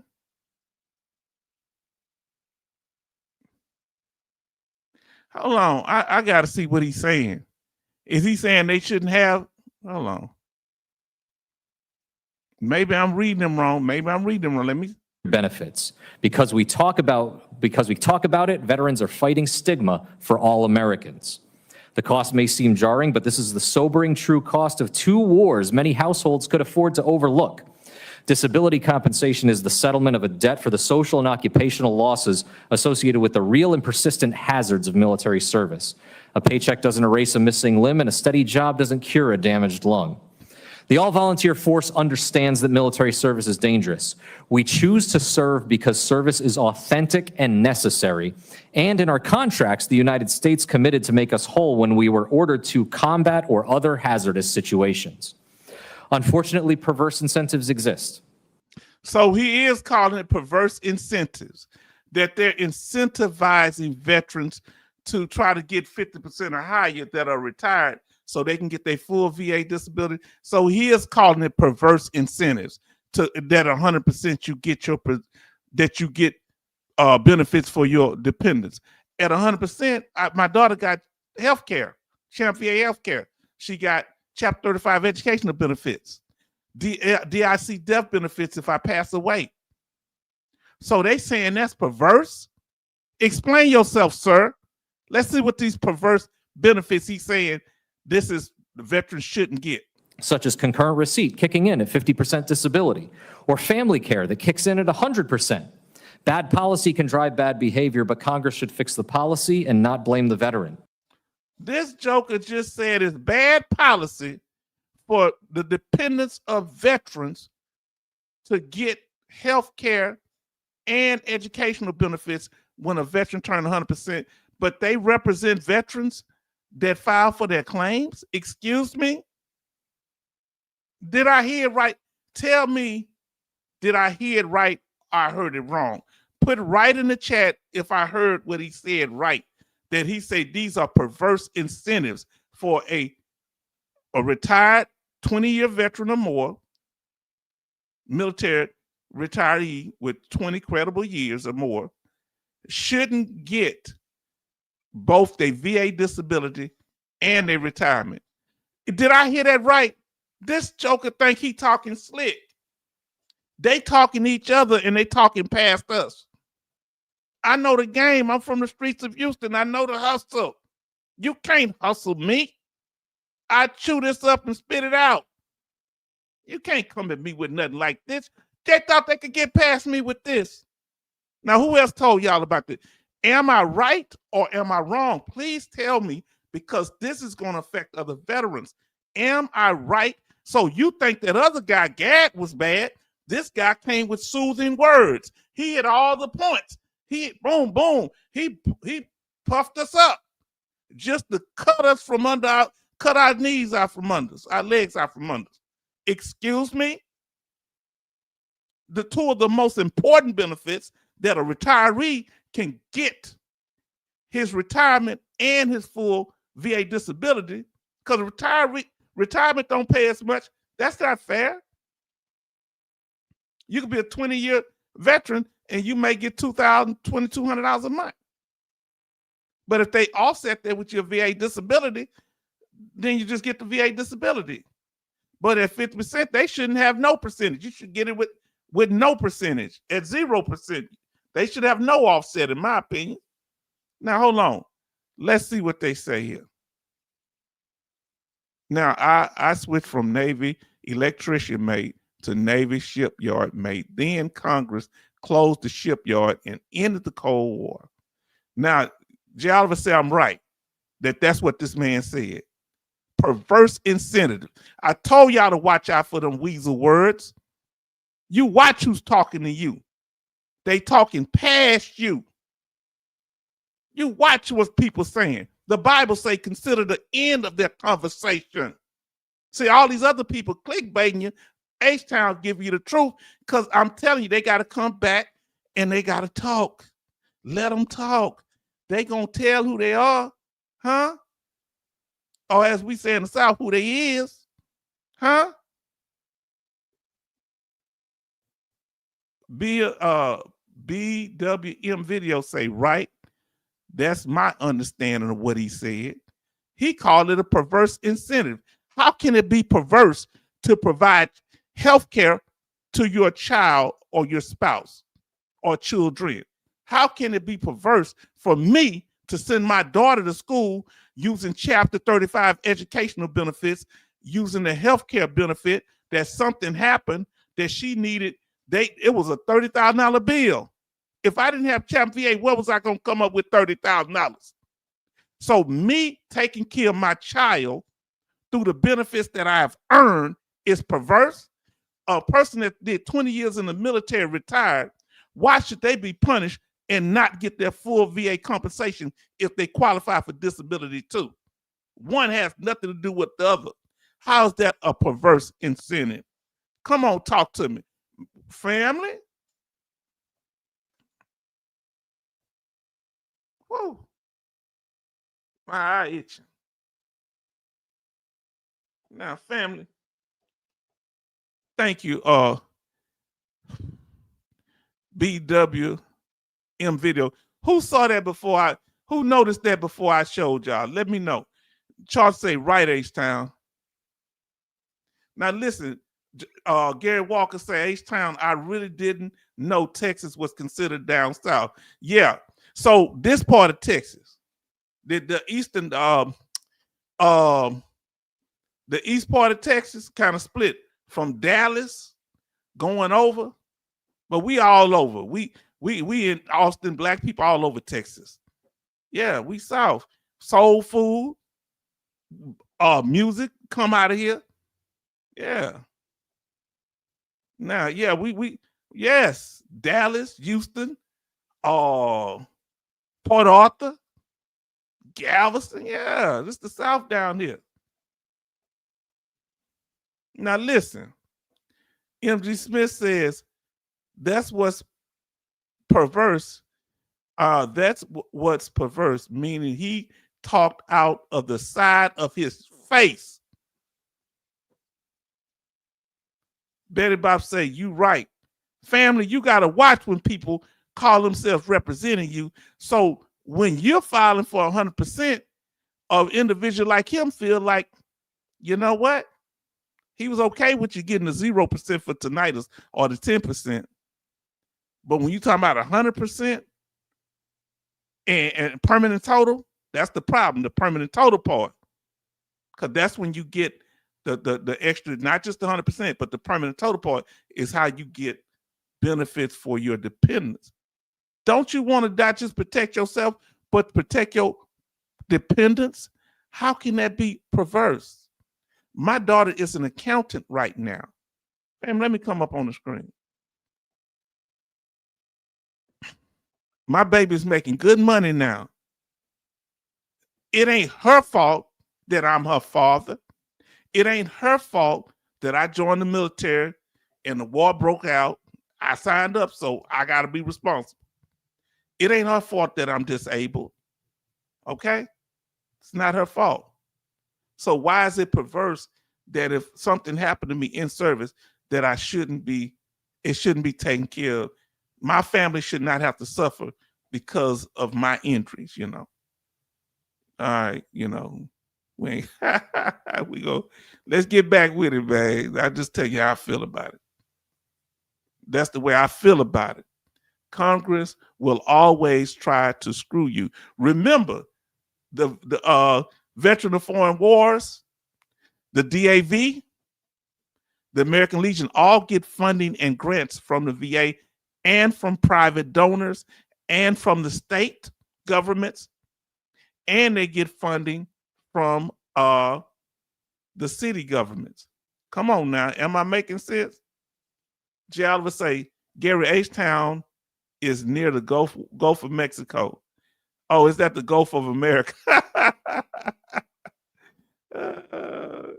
Listen, now, Jay Walk say, he sounds like a veteran advocate, but the ugly truth about him comes out. Whoop, there it is.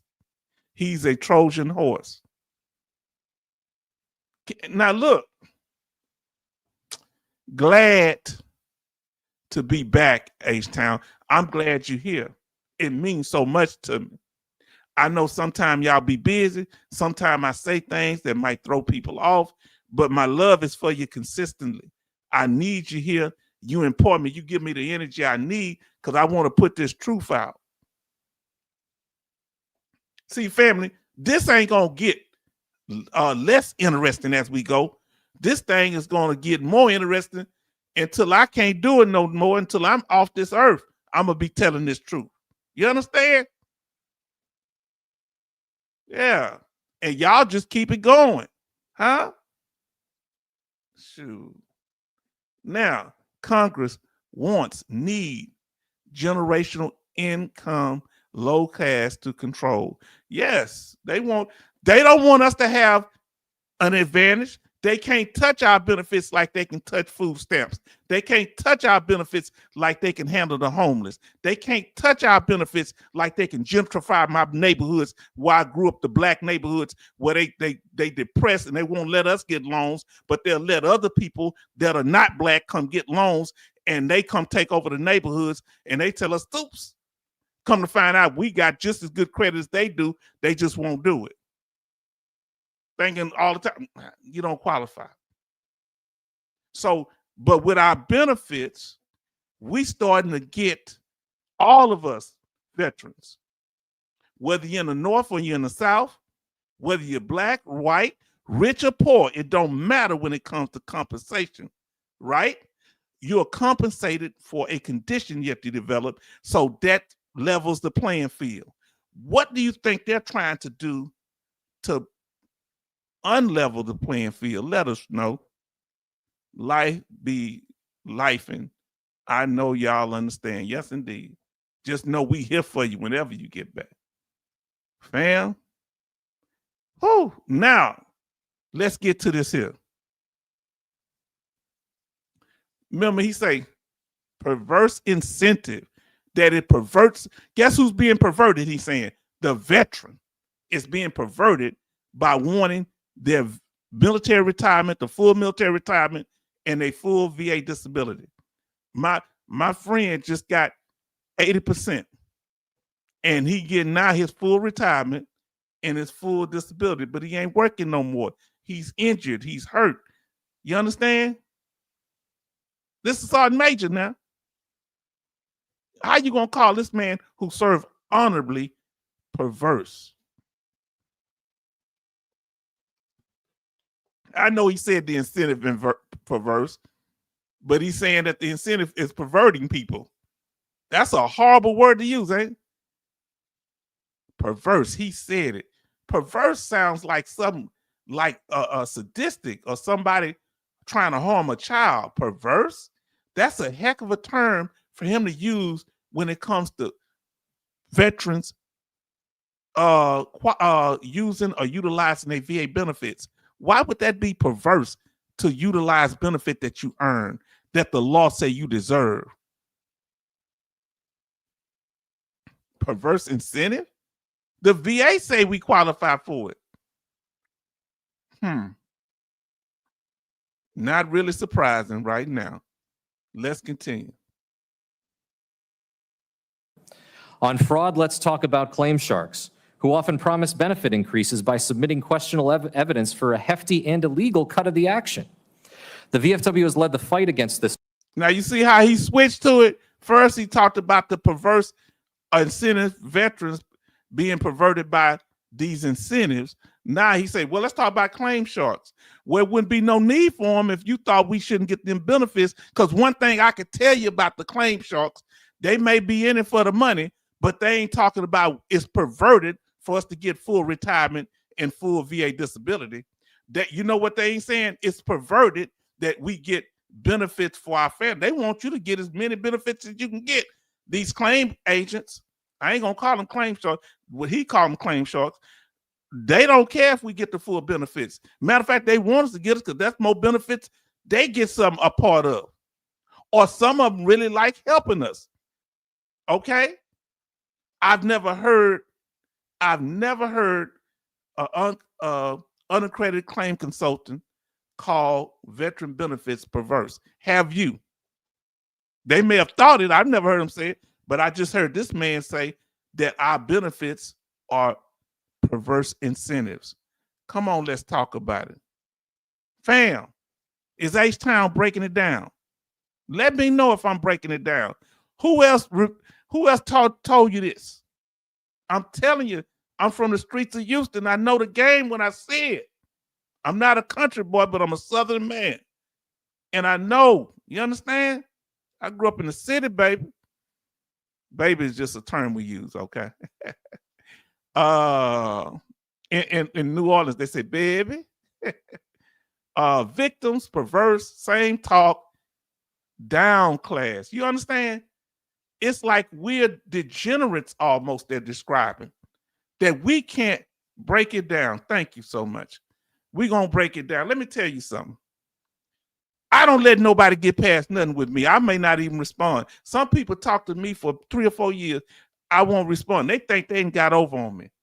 I wait 4 years later and tell them this what you did that day. This what you did this day. Remember, I brought back Pastor Dougie words. Didn't I do it by a calendar? Huh? Who else done that? They might say it. I didn't want to say it. I want to show it to you. I want to show you the video in the last time we had a live stream. So guess what? That's his own words. Huh? We got Pastor Dougie's own words. We got this gentleman, Mr. Ryan G. We got his own words. So you supposed to be helping us. See, they got to talk. So I'm going to tell you something that's different about the VSOs.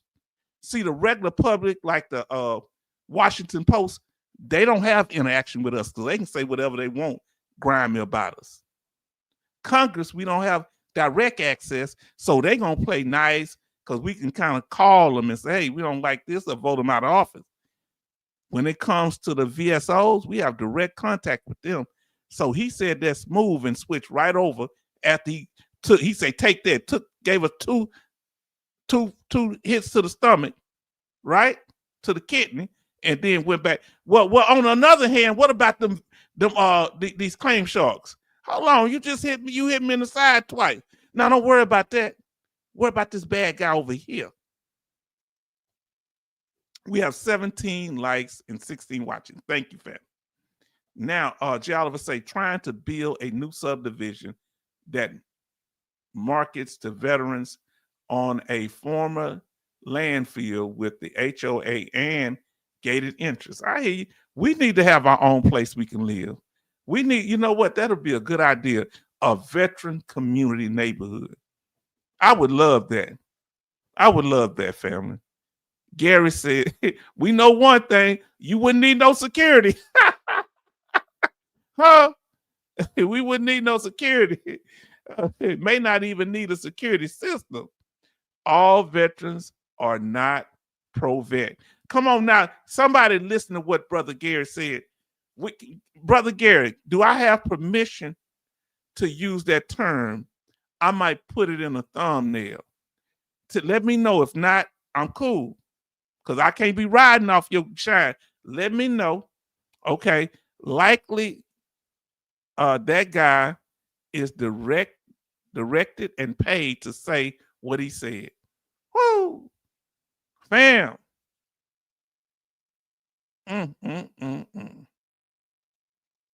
Family, let's get to it. Scourge not to profit, but to support veterans and protect the non-adversarial benefit process.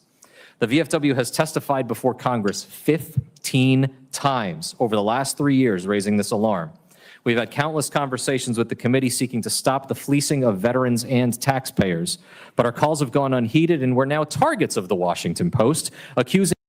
Hold on. So he's saying he working for not just veterans, but the taxpayers too.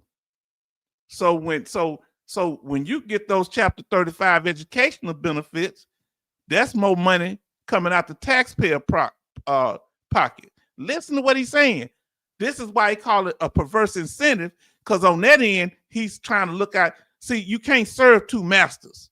Either you're going to serve the non-veteran or the veteran, because it ain't the taxpayer, because we veterans are taxpayers too. We pay taxes. So he talking about the non-veteran taxpayers. So he trying to please them and try to take care of us. You can't serve two masters. You're going to love one and hate the other. You're going to cling to one and deny the other. You understand? That's biblical right there.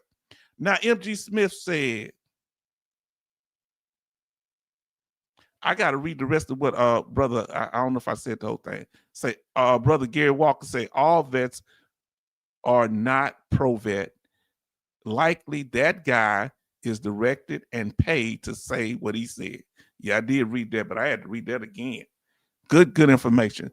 Sounds like he's putting a lot of thought into his little speech, so he means every word of it. Oh, man. But they won't let us talk. Now, if they had H-Town up there, you think I couldn't break it down? Do you think I couldn't express ourselves? Because you know me, we ain't going to just be putting on the show. He reading the script. Jay Oliver say he reading the script. If y'all think he reading the script, this Ryan G guy, this from the Veteran of Foreign Wars, put the word script in the chat or put a little piece of paper, put a piece of paper emoji in the chat. Now, look and say the Bible says you can't serve two masters. Two masters, H-Town, beat me to it. Say preach.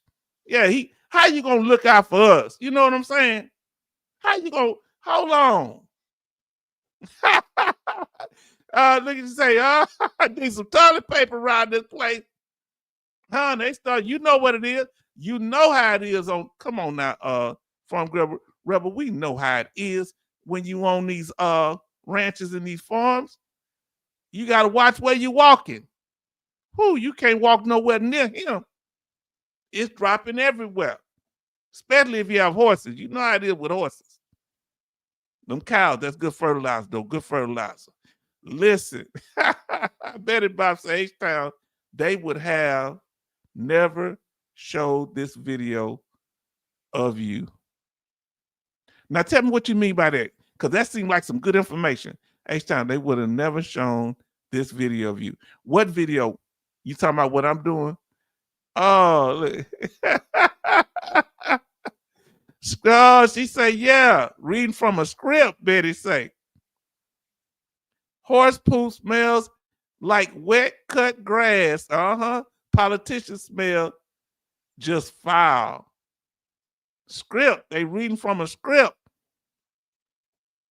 They hitting all the little points, ain't they? Huh? Yeah. This here and that there. Isn't that how a portrayer comes? Hold on, family. Can we talk? Family, what we say we talked about tonight? Hold on. I need to get something clear here. Family. Didn't we talk about the Judas goat? Hold on. The Judas goat talks like us. Is one of us, a veteran like us, talk like us. The Judas goat is not Gad. G-A-D, not the colonel, because he sees himself as separate from us. He's a PhD. He went to West Point, and he sees himself as an officer above us and all this stuff. Not all officers think that way, but we got to beware of the Judas goats that uses our talking points, sound like us, and then said, as soon as you get ready to do something, he take you down the wrote talking about perverse incentives. Whoa, homeboy. Hold your horses on that thing. Is he reading from a script? Say, reading from a script. Let's see what Betty say. Had you given the same information as Skippy did, you would have never been seen making the comments for the veterans. None of us would have ever known you existed. Come on now. They'd have cut that out, wouldn't it? Now let's get back to give him a nickname. What name would you give Mr. Ryan? You know, we ain't gonna beat up on him too bad, but what name, based on the little stuff he doing here, what would you call him? Mr. Ryan here. Let's listen to him. VSOs of embellishing. Our accredited representatives are bound by strict ethics regulations in 38 CFR. We tell veterans what they need to know, not what they want to hear. And we invited the VA General Counsel to audit our training in 2021, an offer that still stands 4 years later. But what about that inverse incentives? Do you tell veterans that if you're trying to get 100% and permanent total to get educational health care benefits for your dependents, do you tell them, sir, Mr. Ryan, that is a perverse incentive? Well, we sure having some issues with some doggone Ryan. Sir, Judas Goat, H-Town. Huh? See, the Judas Goat family, for those that you weren't here, that when people are trying to get the sheep or the goats to go in to be slaughtered on that little ramp, they got to have one goat that they feed and treat good, and they get him to walk through so the other goats will follow him through. So they let him out, but slaughter the rest and keep bringing more in through him, or him or her, and then at the end, they slaughter him last. Number one. Okay, number one. Skippy. He knows how to skip around. We gonna cut, don't he? Ain't he slick? Ladies, have you ever, ladies in here, have you ever met a guy that talks smooth and you had, I guess over time, you learned that when they was talking, it took you a while, but you learned, because, you know, we all have to learn when somebody's talking slick. How do you know when a guy's talking slick, ladies? Let us know when they saying something smooth. And guys, you can let us know. But women pay attention to things like that. Y'all think women don't be paying attention. They pay attention to everything. They have a memory like an elephant. Man, they don't forget nothing. So I've heard. It costs VFW and our partners tens of millions of dollars each year to provide this service because every veteran deserves an honest advocate, not a profiteer. Our veterans didn't ask what was... Now listen what we say. Typically focusing on themselves and bragging, that's red flags from a guy. Okay. In the air they breathed or the water they drank, and unlike many other public servants, they can't just walk away if they don't want to do it anymore. We serve in accordance with the contract we signed, and many now live with the illnesses that steal their sleep, breath, and ability to work. Suggesting they embellish their suffering for some money is insulting. The VA system must work better. Simpler forms, improved access to exams, and reliable technology. But veterans and their VSOs are not the problem. We appear before Congress dozens of times every year asking for some nuanced reforms that sometimes come to fruition, other times don't. And as we speak, the government shutdown disrupts our work as critical deadlines approach. Veterans can't afford to wait. We must reopen the government to avoid unnecessary pain and hardship for our defenders. Members of the committee, the all-volunteer forces carried this nation through the last quarter century of war. We kept our promise. Now the nation must keep its word. It's time for all of us to honor the contract. Thank you, and I look forward to answering any questions the committee may have. Thank you. Now, listen, we're about to go over the other one because I got a powerful question to ask y'all. This is helping people both live and recorded. Let me get y'all to understand something. This is what things that young people, younger veterans are going to use. So thank y'all. And for the people, the ones that are here now, when we gone, they're going to be listening to this stuff. Now,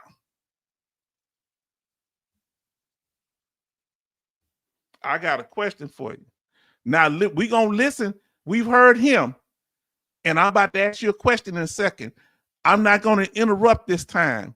We're going to listen to Mr. Gadd again. And I want you to listen to see which one, listen to both styles. Which one is the most concerning to you? Listen. Dr. Gade. Ladies and gentlemen, thank you for the opportunity to testify on the VA disability compensation system. My testimony will differ from most you've heard. I'm a member of no veteran service organization and have no motive other than to help restore the lives and dignity of millions of veterans. For too long, you've been told that the best way to care for veterans is to shovel billions of taxpayer dollars into their pockets. This approach has resulted in a veteran class that is sicker, more marginally employed, and more suicidal than ever. By paying veterans to be sick, we create more sick veterans, separated from meaningful lives of purpose, and we deepen our suicide crisis. I developed this perspective through hard experience and long study. I was wounded in combat twice, losing my right leg and spending a year at Walter Reed. After recovery, I earned a master's degree and joined the White House Domestic Policy Council, where my previously acquired user-level experience was bolstered by my work alongside both the Joel Shalala Commission and the Scott Commission. I later completed a PhD in public policy focused on the VA claims process, and while teaching at West Point, co-led the Independence Project, a randomized control trial demonstrating the powerful link between employment and health. In 2021, I published Wounding Warriors, How Bad Policy is Making Veterans Sicker and Poorer, and recently served 2 years as Virginia's Commissioner of Veteran Services. The surge in disability claims is not due to combat injuries, but to a culture that rewards illness. Last year alone, over 450,000 new compensation recipients entered the system, while total combat wounded from the global war on terror number around 50,000.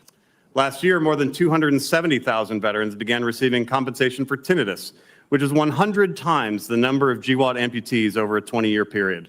Blessedly high survival rates from combat wounds are not the cause of the growth. This lie allows advocates to tuck every veteran disability claim under a cloak of virtue. Instead, the avalanche of claims is driven by nonprofits and pay-to-play claims companies that encourage veterans to selectively exaggerate or falsify symptoms to, quote, grab all they can, end quote.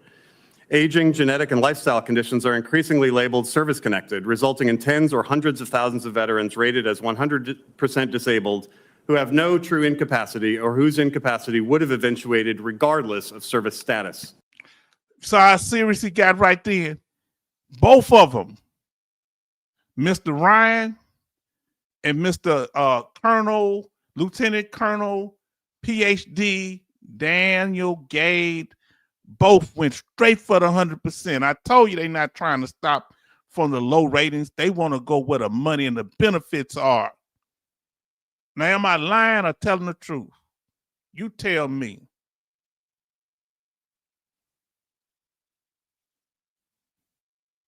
Let's continue. I propose 2 principles of reform. 1, meaningful employment is powerful medicine. A 2020 paper called Employment a, quote, critical mental health intervention. Unfortunately, veteran participation in the labor market, especially among men in prime working years, is markedly lower than their civilian counterparts and has been steadily declining over the past 20 years. Disability compensation discourages work by rewarding inactivity. Some programs, like IU, create a direct barrier to work. Any separation from the labor force causes isolation, malaise, and reduced income, coupled with a demand for ever higher disability payments.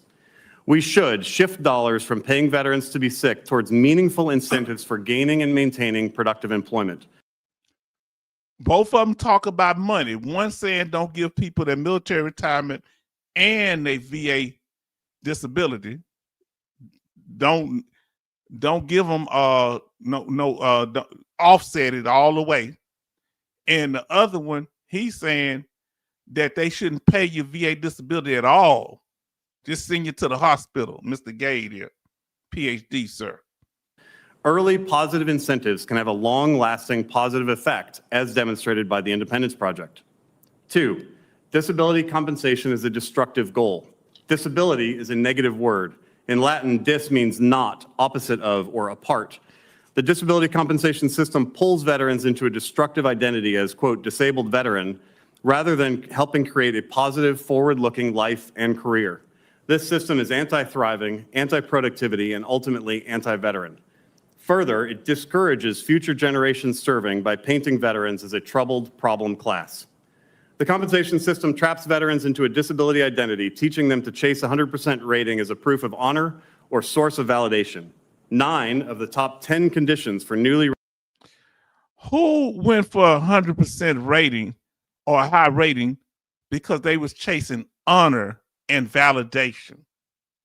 Who did that?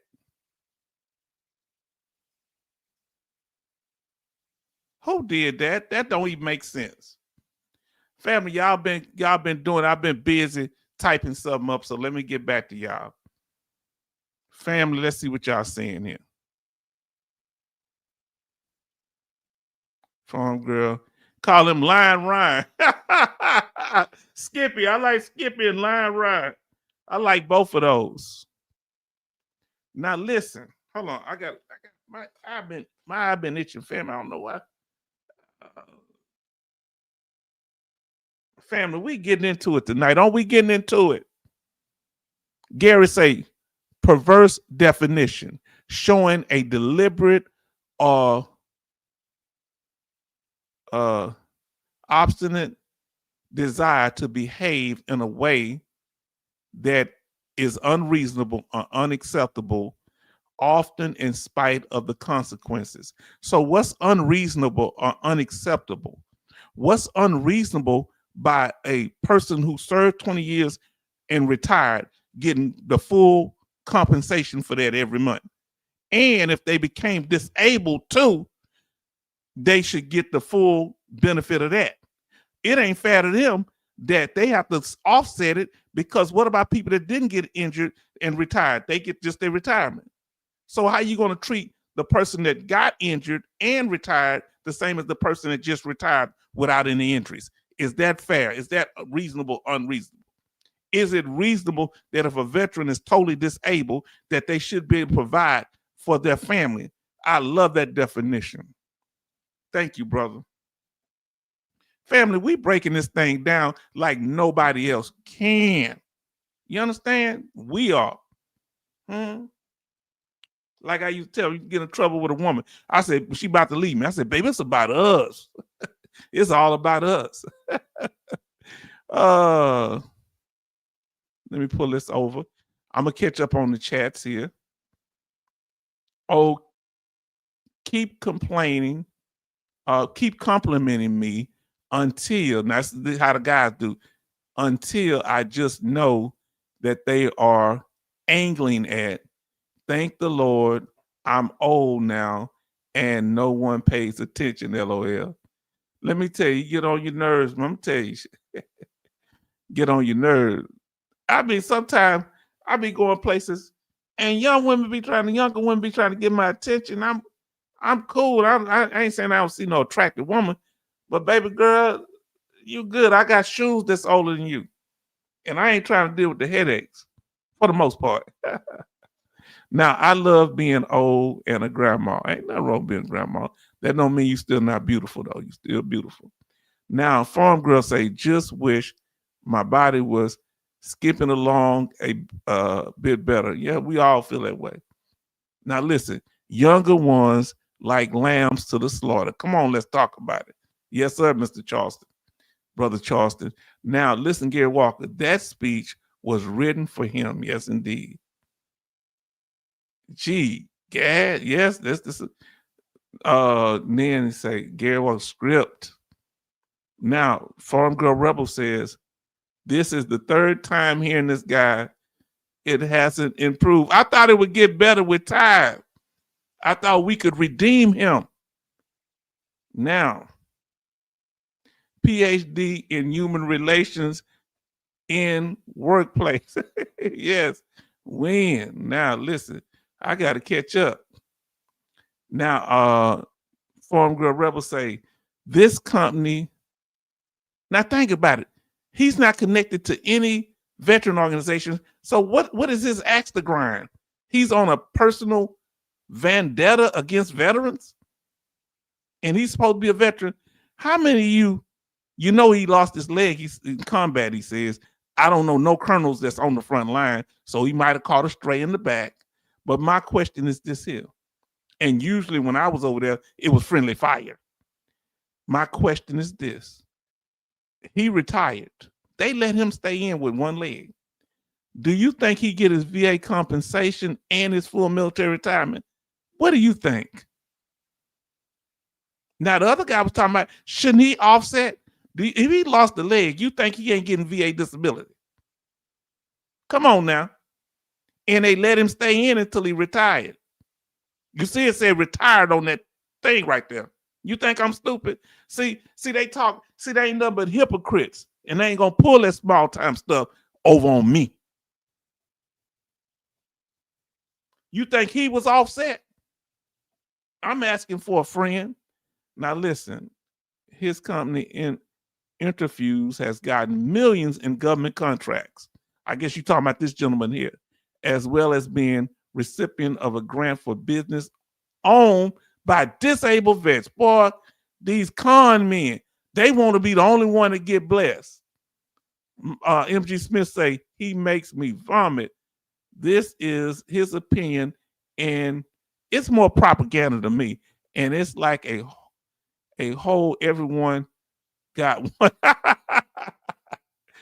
Betrayed by a kiss, then the truth. Wow.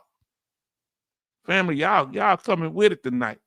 Now, family, y'all keeping good 20 people in here. Thank you. Thank y'all for joining us. He read that from a book written probably in the 1950s. Huh? Now, Betty Bob say, it's almost like the Red Scare or something, right?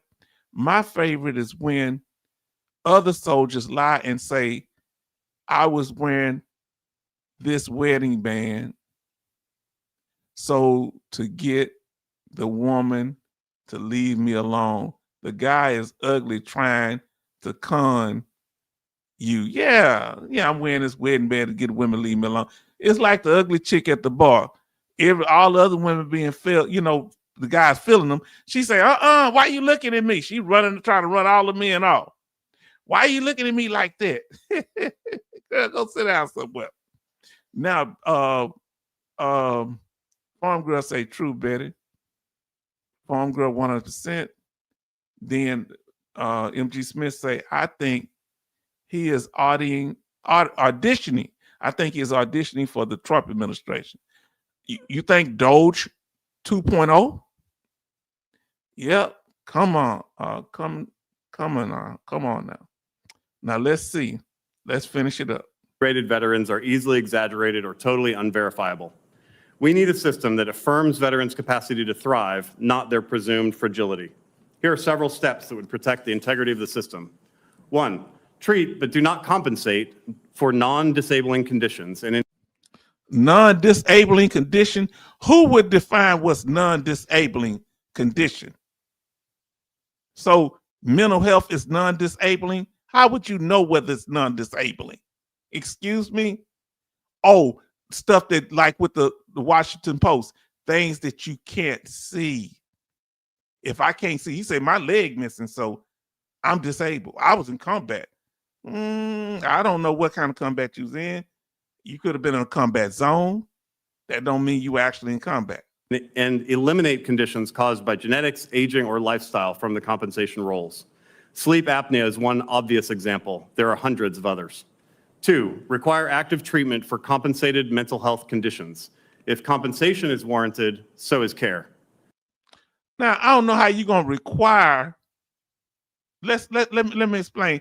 I get what he's saying. I ain't going to push back too hard on that. You should get treatment. How you going to require it if the veteran is out on the street homeless because his mental health is so bad? 30 to 40% of the people in the homeless population here in Houston are veterans. So bad they had to get a whole hotel for them. Some of them 100%. They just can't be around people. Man. Uh-oh. Let me see what they say. So a Farm Girl Rebel says, so this guy, Gad, gets millions and millions from the government. That's why the government listening to him. He's speaking what they can't say without getting voted out of office. And you're going to see it at the end. He's their lapdog. Tell me he isn't compromised. No, he went to West Point. He can't be compromised. Right? he offset with both pension and disability. You think, yeah, he getting both of them. Now, yep, a script. Let's continue.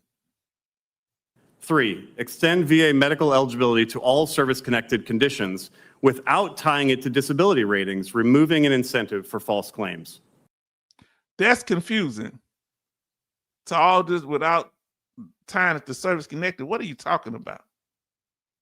So that means they treat you, but you may not be able to get community care, because the only way you can go out and get community care is that you service connected or you over 50%. But he's trying to do away with all that. A mouthpiece. And why let me tell you something. They had a reparations hearing for us for Black people, Black American freedmen, about 4 years ago, and it was a farce. They had actors in there. No other group has actors representing them. And people that were immigrants that wouldn't even qualify. Black people that were immigrants that wouldn't even qualify for it. So why is this man speaking for us when he don't even respect us? Yes, Gary, he is on big time. Am I wrong for getting the information out? I'm not trying to turn you against Mr. Daniel Gade. I'm just reporting the news. H-Town people are led to believe 100% you get free housing. I tell you, yes, indeed. They think we just living like on, really what he want to say is we on welfare. You know, he want to say that we on welfare. That's what he want to say. He wanted to be akin to welfare, like Social Security, welfare, SSI, not SSI. What's the other one? Not Social Security disability. What's the other one that's under that? Medicaid, not Medicare. Yeah, when you don't qualify for Medicaid, the hidden hand is manifesting with these guys. Oh man, lots of what he said is in Project 2025. Now listen, I want you to pay attention to something. We're going to finish this up with him. The current disability system robs veterans of purpose and dignity, trapping them in idleness and despair. Further, the isolation brought on by separation from the labor market can and does send many veterans into a morass of tragic consequences. So he's saying by not being able to work, not because we having problems with our condition, but not being able to work, that's why the veterans go to the VA hospital and unalive themselves. You telling me veterans go to the VA hospital to harm themselves? I can't get no job. The veterans, some leave letters saying it's because they wasn't getting the treatment that they needed.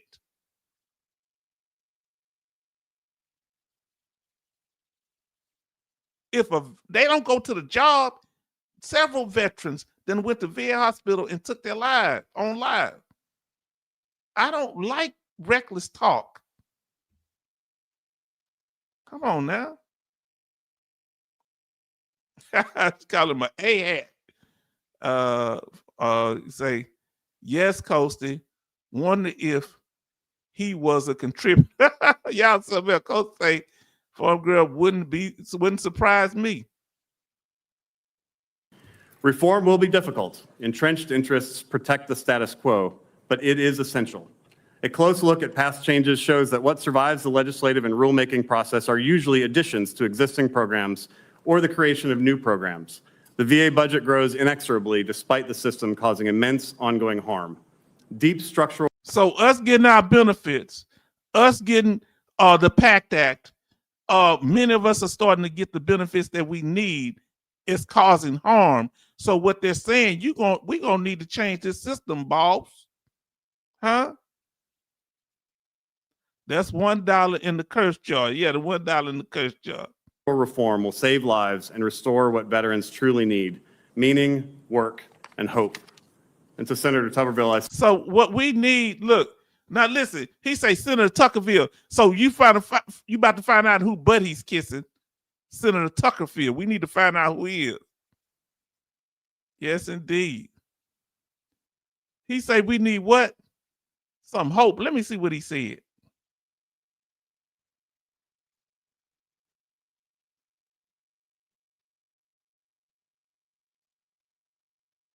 programs. The VA budget grows inexorably despite the system causing immense ongoing harm.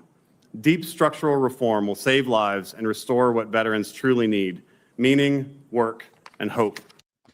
Now, can I eat meaning if I can't work because of my condition? How can I do that? Meaning, work, or hope. And it has to be meaningful work. It has to be work that you can make enough money to make a full living. Just being able to work don't mean work. I can work picking up cans, but that don't mean I can pay my bills. I got to get back to the life that I would have had if I was still a school teacher, or you still was in your thing, doing what you do. Farm Girl said it, but we were thinking it. Yes, indeed. Now let's see. Farm Girl say, I love getting life advice from a person that was made a multimillionaire off of the government contracts, aka taxpayers. Just all of them. All the billionaires was made off the taxpayer. Bill Gates got a contract with the U.S. military, still serving them Windows XP that's been obsolete for what, 10, 20 years, 20, 30 years. Jeff Bezos, Elon Musk, all of them government contract billionaires. That's talking about these, especially Elon Musk. He's a straight up welfare billionaire. They were giving tax incentives to buy his stuff. Now, MG Smith say, all we need is work, huh? I guess we need to go and pick tomatoes for a nickel a bushel. So you think they're trying to get us to take over the jobs that these undocumented people ain't doing no more? They're taking out the country. Now listen to what Betty Bob say. Betty Bob says he was that one from the VA position 9 years. Okay. He was that one gone from a VA position 9 years and still collecting the bonus check that was never returned, and the return money was not counted for as fraud. I sure want to look into that. If you got any articles on that, let me know. Now, Gary says Tuberville is from Alabama. Check his past on Veteran Affairs. You won't like it. Send me some information on that, brother. I'm gonna look. So that's when he said Senator Tuberville. See, he name dropping. You got to watch people that name drop and pay attention to the people name that they drop, because that apparently Senator Tuberville don't have no problem with that. Because I say don't put my name in it. I ain't no don't put me in the middle of it. No, he's doing what he wants. Now look which way he looked. He just looked over to the right, on his right side, to Senator Tuberville. Now listen to what he does here. Look what he does next. And to Senator Tuberville, I say, War Eagle. To the left. Look at him smiling, using a little slick inside joke. Look at him smiling. He gonna get that pat on the head. He gonna get what we call in the South that butter biscuit. He gonna get that butter biscuit. They gonna throw it on the ground. He gonna run over and get it. Boy, you sell out. He's smiling after attacking us as veterans. He's smiling, family. Family, I got more time to chop this thing up tonight. Huh?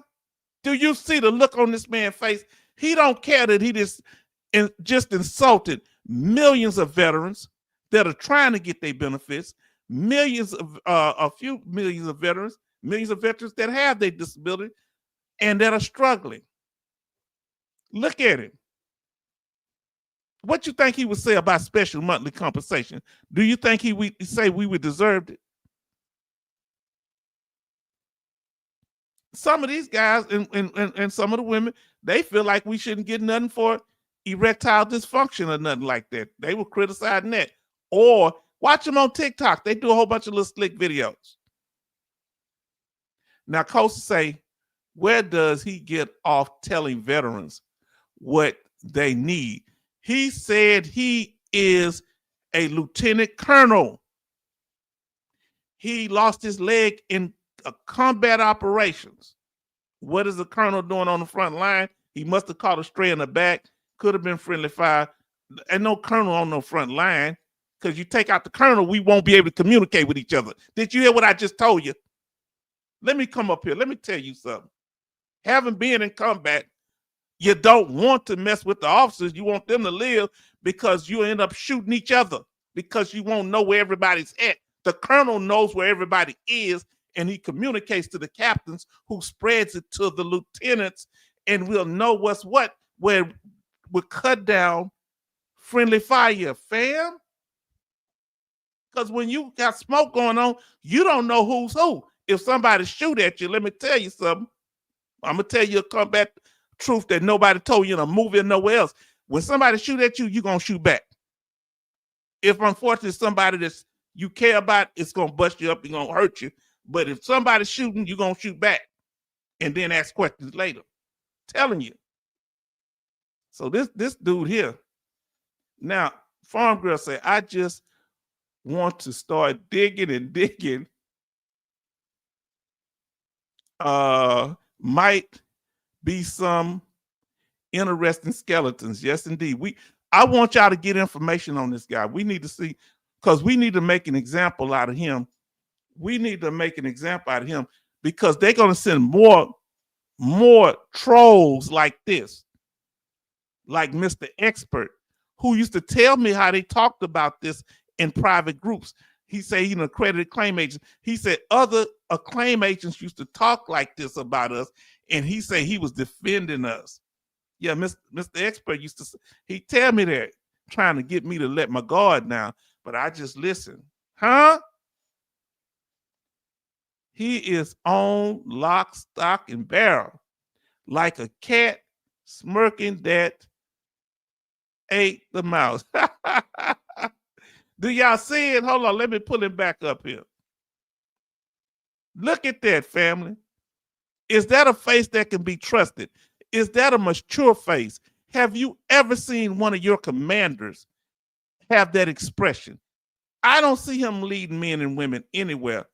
Was he a leader or something? I've never seen my colonel act like that. That's immature. My colonels and generals, they would respect. I remember I was cleaning inside of the tape. He took off his hat because he's leaning down to see what I was doing. He said, "What you doing there, Private Thomas?" Oh, I told him my name. Look, he said, "What you doing there?" I said, "Well, I'm doing this and that there." He say, "Okay." When I got out, come talk to him. He put on this hat. Guess what? He was a 2-star general, but very respectful. He told me, just checking on me, make sure everything. I said, "Yes, sir, everything's going good." Because once I saw his hat, then I spoke. Now, Tuberville used to be head of coach of Auburn University. Their mascot was War Eagle. Wow, for your information. Lieutenant Colonel means nothing. Zero. Zilch. H-Town, easy. Let's see. How H-Town, I explained how he really lost his leg. Let me tell you something. There's no colonels on the front line. We had a sergeant major. You don't want your leadership to be taken out because they got the codes. That means now captain. When that happened to him, the major got to take over. Something happened to the major, now captain got to take over. This becomes chaos because who gonna run their platoon while the captain over here dealing with, come on, man, this ain't no joke over here. 2 words, all, number 1, all 2 script. Go ahead, Gary. Now, he was a lieutenant or captain when his tank took RGB. Okay, he was a lieutenant. Okay, and they let him become a lieutenant. Shouldn't they have got him out the military? Why was he able to still make money and get up to the rank of lieutenant colonel? They usually make us get out the military. Was that favoritism? Farm girl say, Betty, did he lose it after chewing it off when he was caught in a rat trap? Interesting. Boy, y'all ain't playing with him tonight, are you? Now, family, we want to see that face. We want to know, but I got a heavy question to ask you. You ain't going to like this question I'm about to ask you because you're going to have to make a choice. You ready? Are you ready for the question, as the pastor used to say? Here we go. Who is the most effective as a Judas Goat, a betrayer of veterans? Would it be 1, Ryan G., or 2, Lieutenant Colonel Daniel Gade, PhD? 1 or 2. Who would you consider to be the most effective or the most detrimental? 1 or 2. You got to choose one. I know that's hard. Which one is the most harmful to veterans? Who is the most harmful? Let us know. Now, it's going to be 1 for Ryan G. And 2, you got to choose 1, Lieutenant Colonel Gade. That you would not listen. When you choose them, you would have to be, this would be one of the people that, well, think about it, maybe that represent you on your claim. Which one? I don't know, messing with that's going too far.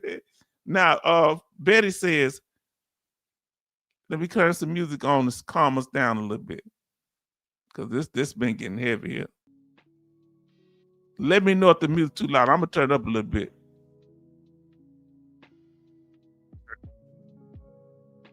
Now,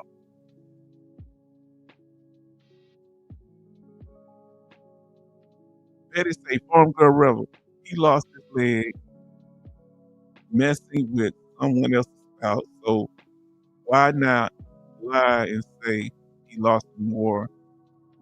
We would never know. It's getting heavy. So if you had to choose one, who's the worst Judas Goat? Now, y'all got to choose one. Who's the worst Judas Goat? Betrayer of the veteran. Gary say, where's our secretary? Remember, old school leadership traits. Take care of our take care of your troops means ensure their well-being through practice and leadership support. Yes, indeed. Girl say she raging over there. So MG Smith said that the lieutenant is the most deadly. Lieutenant Colonel. Let me be fair and pull the other one up too.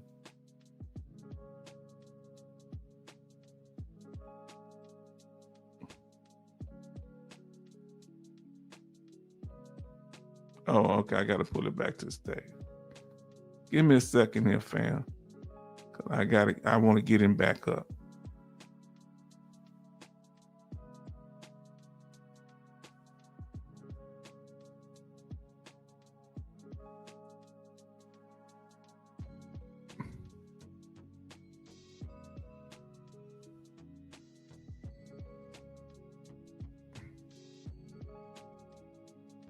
Oh, well, I ain't got him on this. Why I'm going there? I'm going somewhat crazy.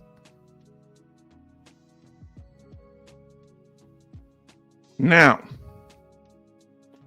so who was the most effective Judas Goat? Number 1, Ryan, or number 2, Lieutenant Colonel? Who's the greatest betrayer? So MG Smith say it's Mr. Gade here, PhD. Then Charleston say Ryan G, more sympathetic for Smirk does in Lieutenant. Yes, okay, yeah. Yeah, I see. I'm gonna tell y'all mine at the end. Jay Oliver. Remember, the Judas goat gets you to let your guard down. Jay Oliver say after Ramadan, he was able to smooth his way in, stand in the unit retirement. I want into retirement. Yeah, that. Look at that look. He like, I did a good job, boss. Y'all gonna let me in the Senate, the Congress. One, y'all saying, a lot of y'all are saying Ryan is more dangerous. So that's from Jay Oliver say Ryan more dangerous.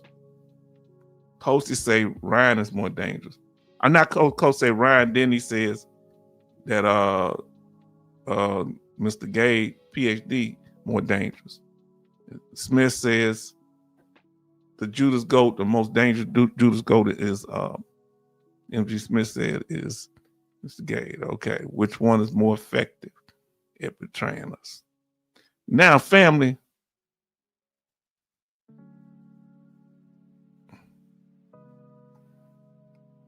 I got another question for you. Who told the most lies, in your opinion? Now, this is going to be a hard one because who told the most lies? And you can still use the same number one for you can you know what? Let's use letters. For Ryan, just put an R for Ryan. And put a G for Gade. Who told the most lies? I guess y'all can put the numbers. Keep going with the numbers. That's okay. Who told the most lies? Coach say number 2. Betty say number 2. Gade told the most lies. Y'all can go with the numbers or letters.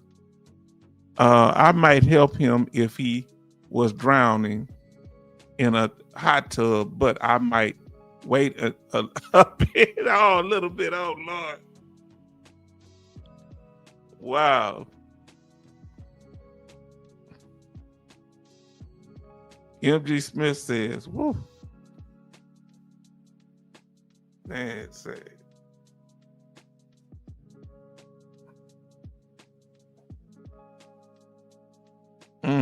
Who told the most lie? He said Gay told it. Okay, got a bell. Take care. Stay safe. Take care. Salute. We got 22 people in their family. Thank God. Y'all doing good. Gay told the most lies. He was the more obvious one.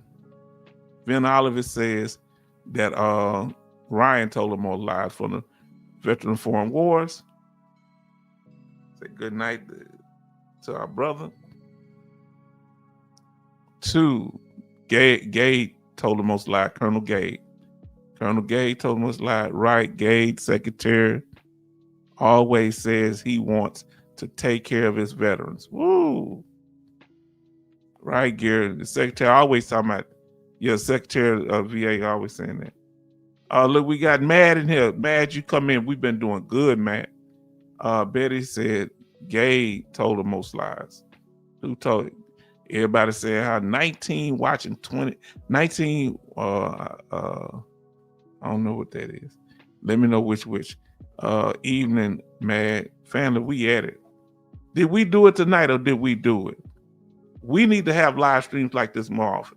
Now, go back. We did a very good live stream last time. Our new releases, go back and please watch our video library. The last one we did dealing with the states with the largest veteran population, the top 3. And family, we went into it. We had video clips. We talked about different aspects that all 3 of these states have a coastline. All of them are in warmer climates. Go in there while we break it down and the states that veterans tend to live in. And all 3 of these are the 3 most populated states in the United States also. Now, 19 likes and 24 watching. Family, this is so amazing. Thank y'all so much for giving us so much attention here. Now, we're done. It's 2 hours and 42 minutes. Family, are we doing it? Huh? Come on now. You know what y'all ain't gonna never get over? Oh, one more thing I gotta show y'all, okay? Y'all go ahead, y'all got something to say, y'all can say it. Y'all ain't gonna never get over that smirk. That smirk, this is how a lot of them feel about us up there in the Washington. And not all, but some, and they allow this here. Saying, how to, brother. Let me get back to this. We have the after party. Now let me pull up something here. Family, did we do it tonight? We did it tonight. We got right to it.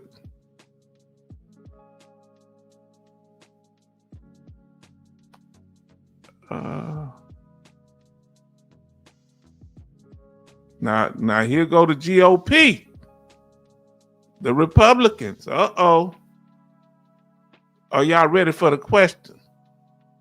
Fam, this ain't no joke. H-Town bring you some more news. This is all tying in, so you'll know what's going on. Someone gotta meme that. Yes, indeed. For Betty say, former girl rebel was that was a snitch smirk. Yes, it was. So what was they setting up? They setting it up. I told you. First, they do what, family? They talk about you in private as veterans. Then they start talking publicly. The next thing they do is start moving against us. So H-Town, didn't I tell y'all this? Did I tell you that's how it goes? Huh? That's how it was in Nazi Germany. First, they talk privately against the people.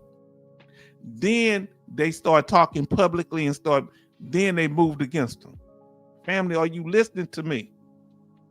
They trying the same technique with us. Thanks to, I think this is Betty Bops gave us this here.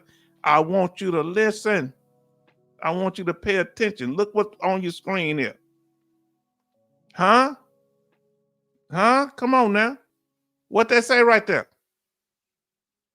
GOP, which are the GOP senators, the Republicans.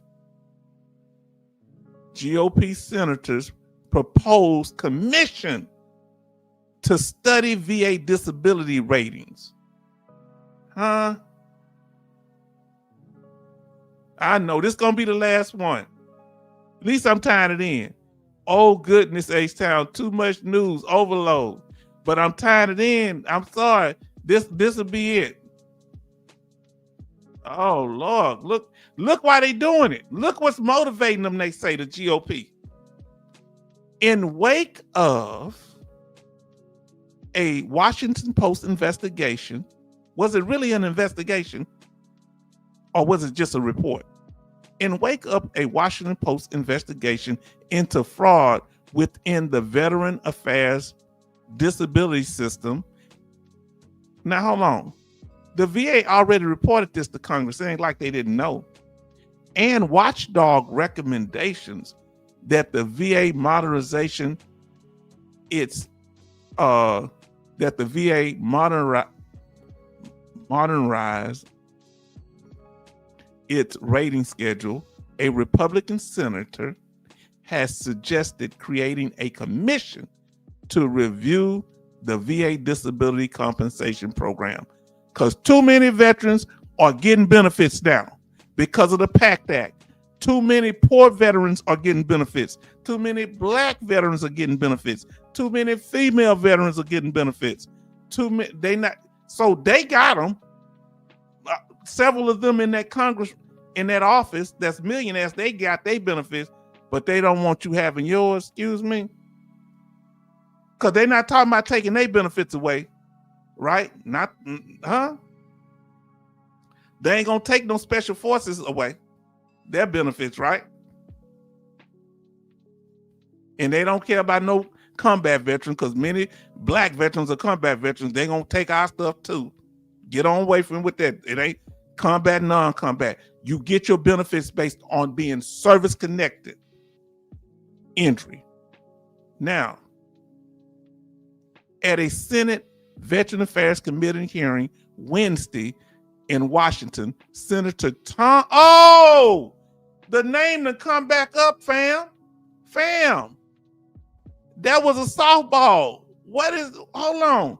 Tom Tuberville, Republican Alabama, questioned whether the Veteran Benefits Administration, the VA arm that manages disability compensation, pension, education, and employment benefits, he want all that covered, needs subject matter experts to examine the claims, processes, and recommend improvements. Oh, so it wasn't a surprise that Gade brought that up, huh? So it's not a surprise.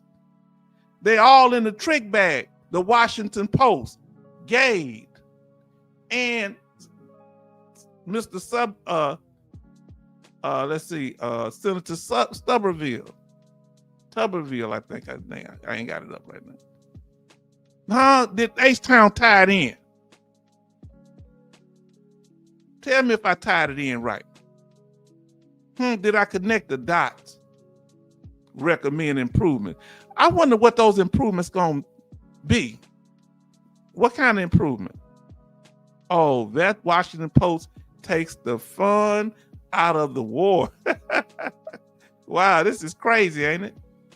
According to Tuberville, the panel would be similar to the VA's Commission on Care, which reviews the VA healthcare system in the mid-2010s and made recommendations on veterans' medical services.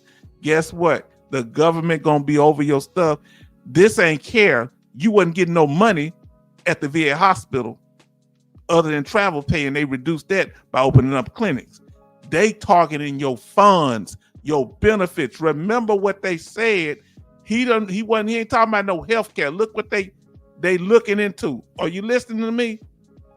They dealing with the VA arm that manages disability compensation, huh? Pensions, educational benefits, and employment. Talking about voc rehab, huh? Employment benefits. So when you get all that, come on now.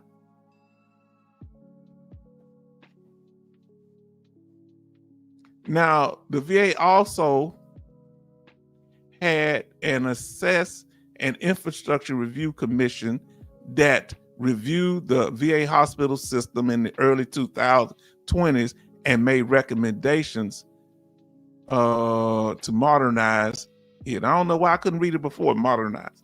Now listen, they trying to softball us and make us feel comfortable. Well, we did this already twice. We did it twice already.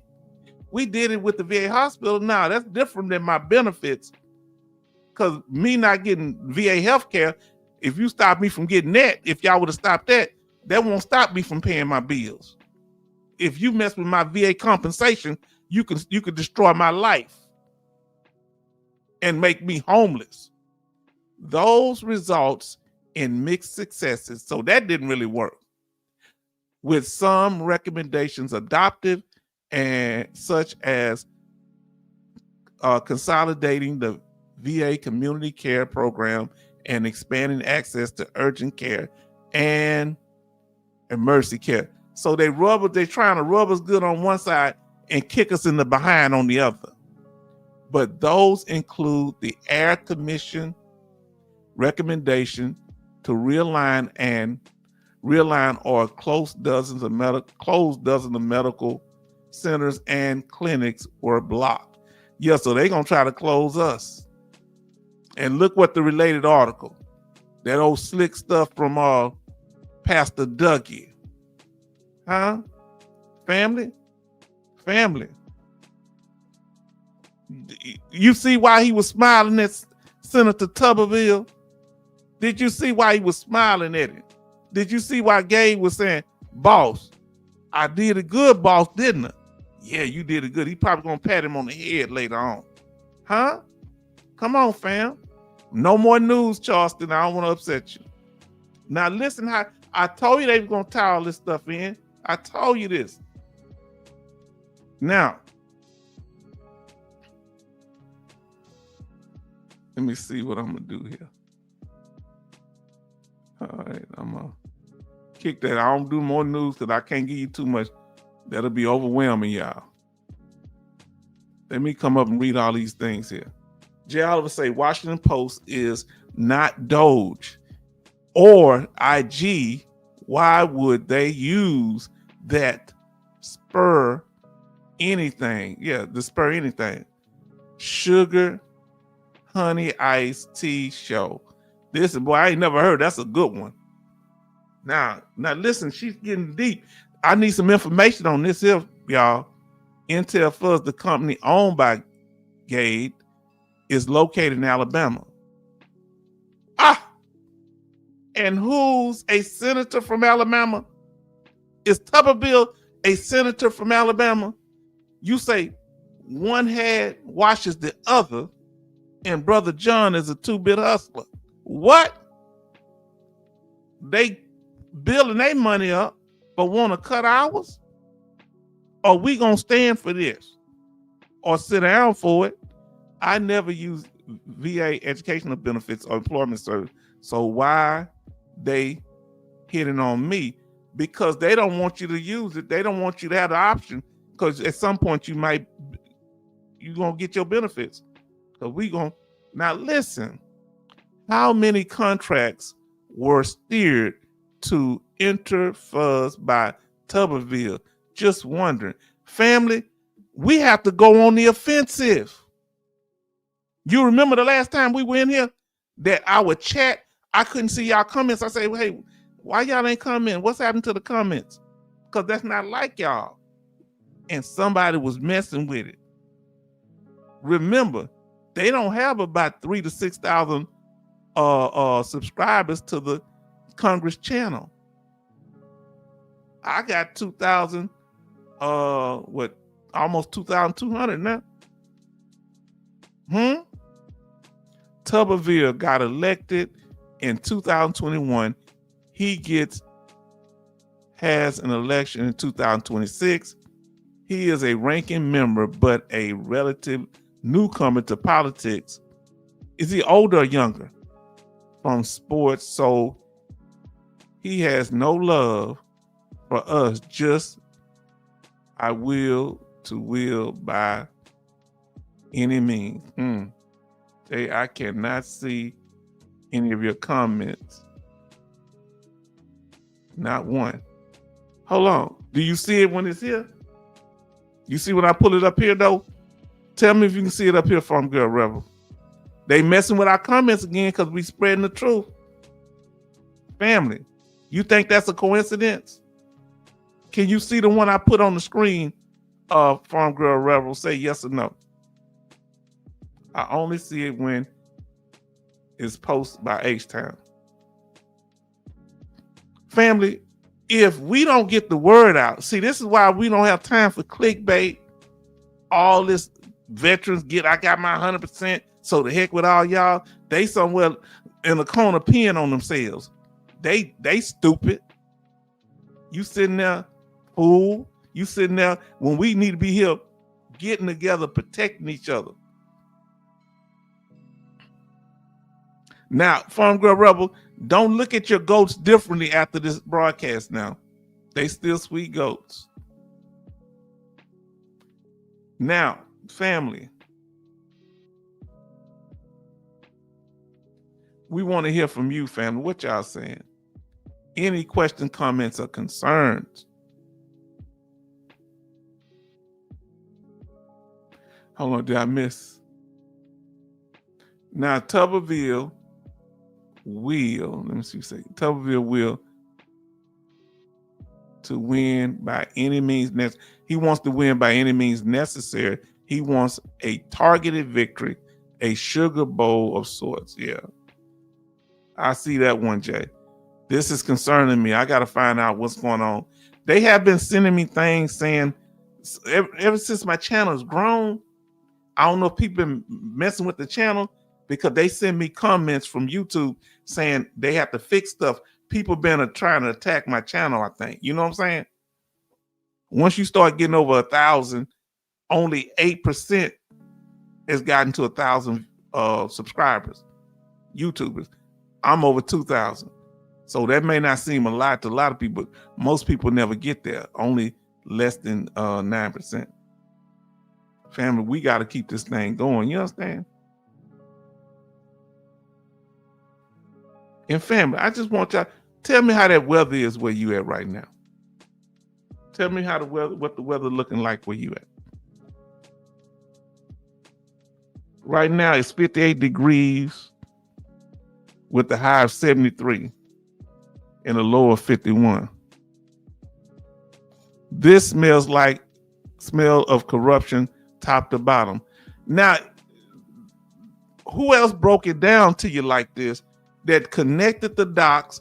And I want to thank my sister, Betty Bops, for bringing it, giving me that article, because I said that name sounds familiar. It kept hitting me. Yeah, and Houston, Texas is 58 degrees. Richmond outside of Houston anyway. You can let us know where you at. 47 degrees here in Minnesota. Okay. You got those animals in the barn, Farm Girl Rebel. Then Mad said it's 81 degrees and some showers. Okay. Be safe out there, okay? Now listen to what Charleston said. Brother Charleston said, I knew this was going to start after First Washington Post. It was same hit job on veterans during Vietnam War like media. Yes, indeed. So now they're coming at it a different way. Eventually, do you think they're going to be on regular news attacking us? They're going to start, they're going to start showing a whole bunch of veterans doing stuff, getting these benefits, because they got other ones out there that they know committing fraud, but they want to let them out. They're going to let them get as much. They study paying them. Did you know that? They're going to study paying them for years, and they said, look how long they did it. Let me tell you what, what's the name? Now, listen to me. You know what that President George Bush did, the senior, the daddy?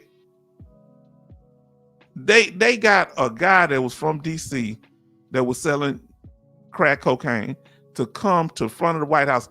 The FBI, somebody, they lured him, say, hey man, we want to buy something from you.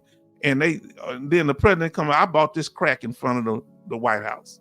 They called him way from DC. He said, I came from DC. They told me to come over here because they gonna pay me some of this. Huh? So it's a whole setup.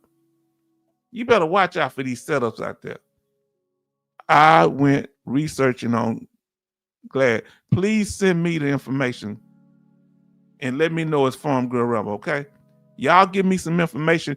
We have to go on the offensive on this thing. Get H-Town the information and I'm going to put it out. Thank y'all. Now, MG Smith say 43 degrees, mostly cloudy, Cooksville, Tennessee. All right, we a little over Miami, Florida. Okay.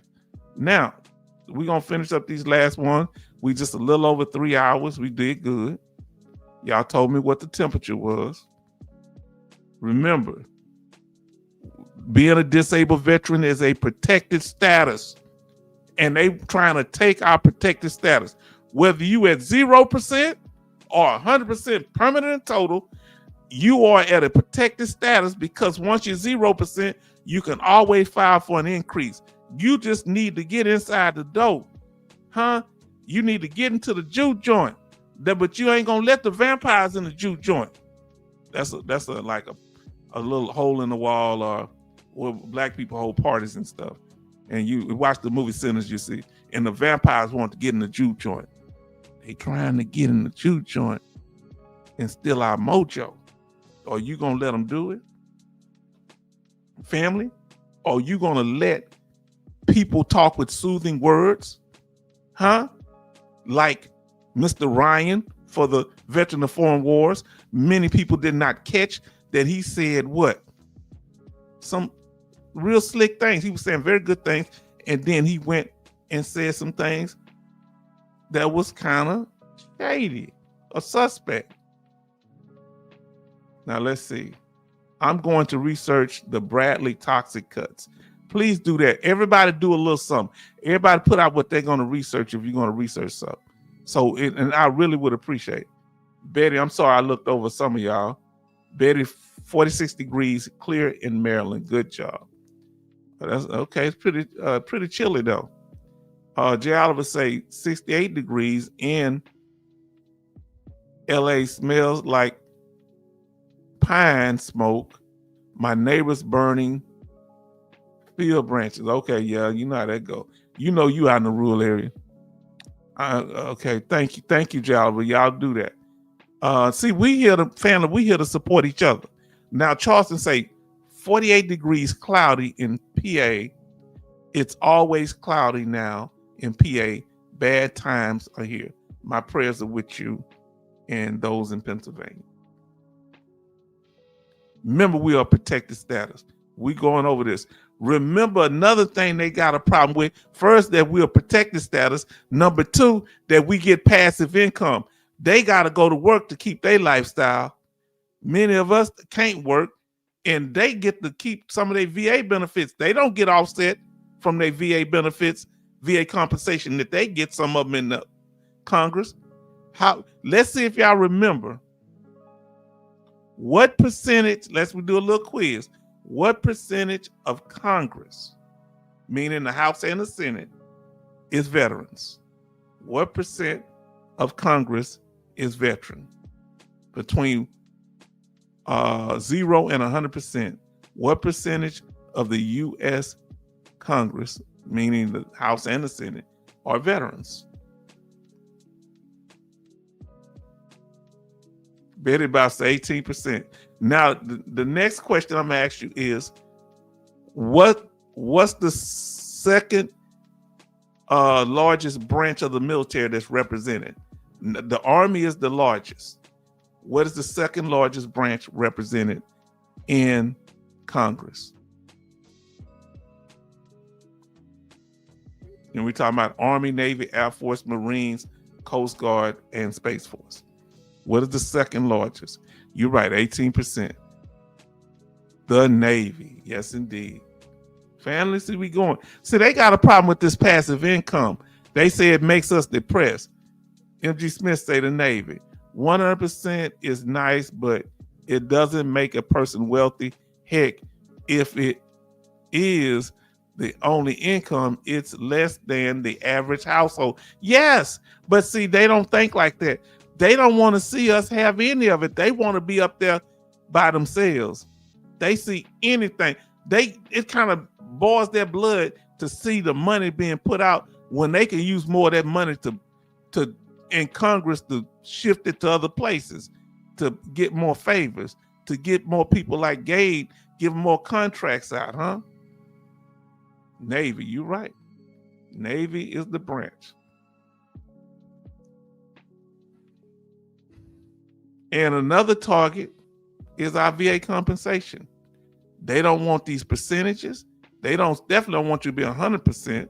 They don't want you getting that cash or those benefits, especially at the 100% level. Now, one thing that you don't really have to worry about are the state benefits for the most part, because that's not affected by this federal thing here. Yeah, that's right. 18% of Congress are veterans. Now, let's see if you remember this here. How many female veterans are there in Congress? It's under 10. How many female veterans are there in Congress? Let's see if y'all know.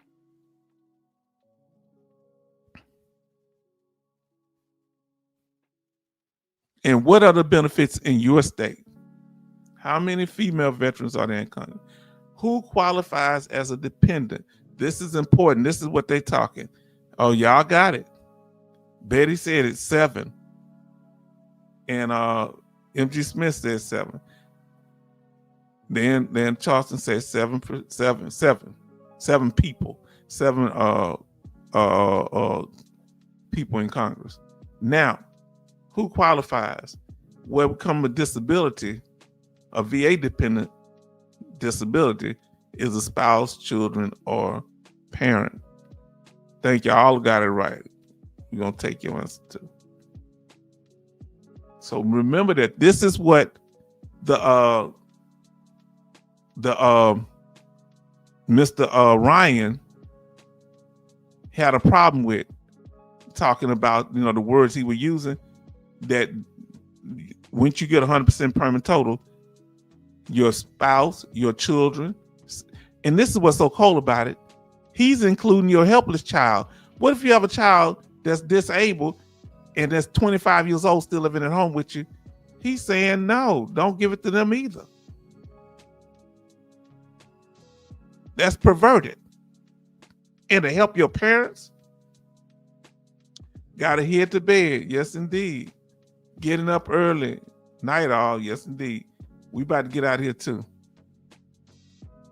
He called it perverted. And here are the state benefits. We got about 2 more clips. Yeah, he called it perverted.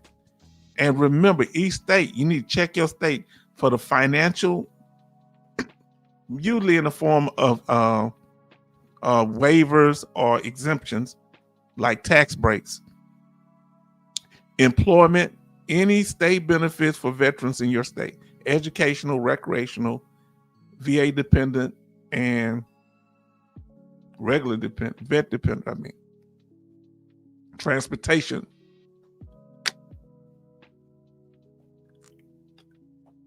But at the state level, you need to have an honorable discharge in most states, not just be disabled.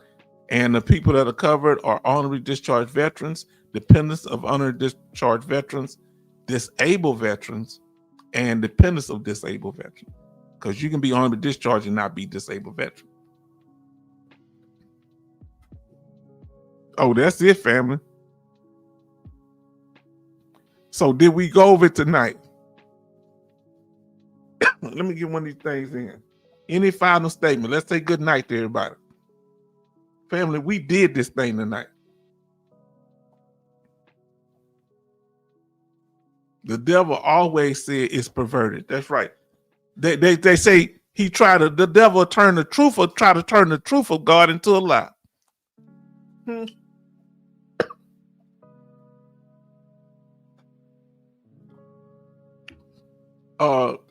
Dr. King, people don't know, he was a very, he's a preacher, so he had very good sermons. You all go back and listen. He had one talking about the commandments. He says the 11th commandment, thou should not get caught. That's what he said. He says, all right to lie unless you tell a good lie. He says, all right to hate unless you wrap up the hate in the garments of love, where it looks like you're showing love to people when you actually hating on them. Come on now. Yes, you did. Go over it in full detail. Thank you. Don't forget this. So family, we want to say thank you. Yes, 18%. So we learned some things. And see, H-Town, because my background is education, it's just a blessing that I can use my talent as an educator, even though I can't teach no more because of my disability. I'm able to use my skills that I learned to help my family here. Say the Navy.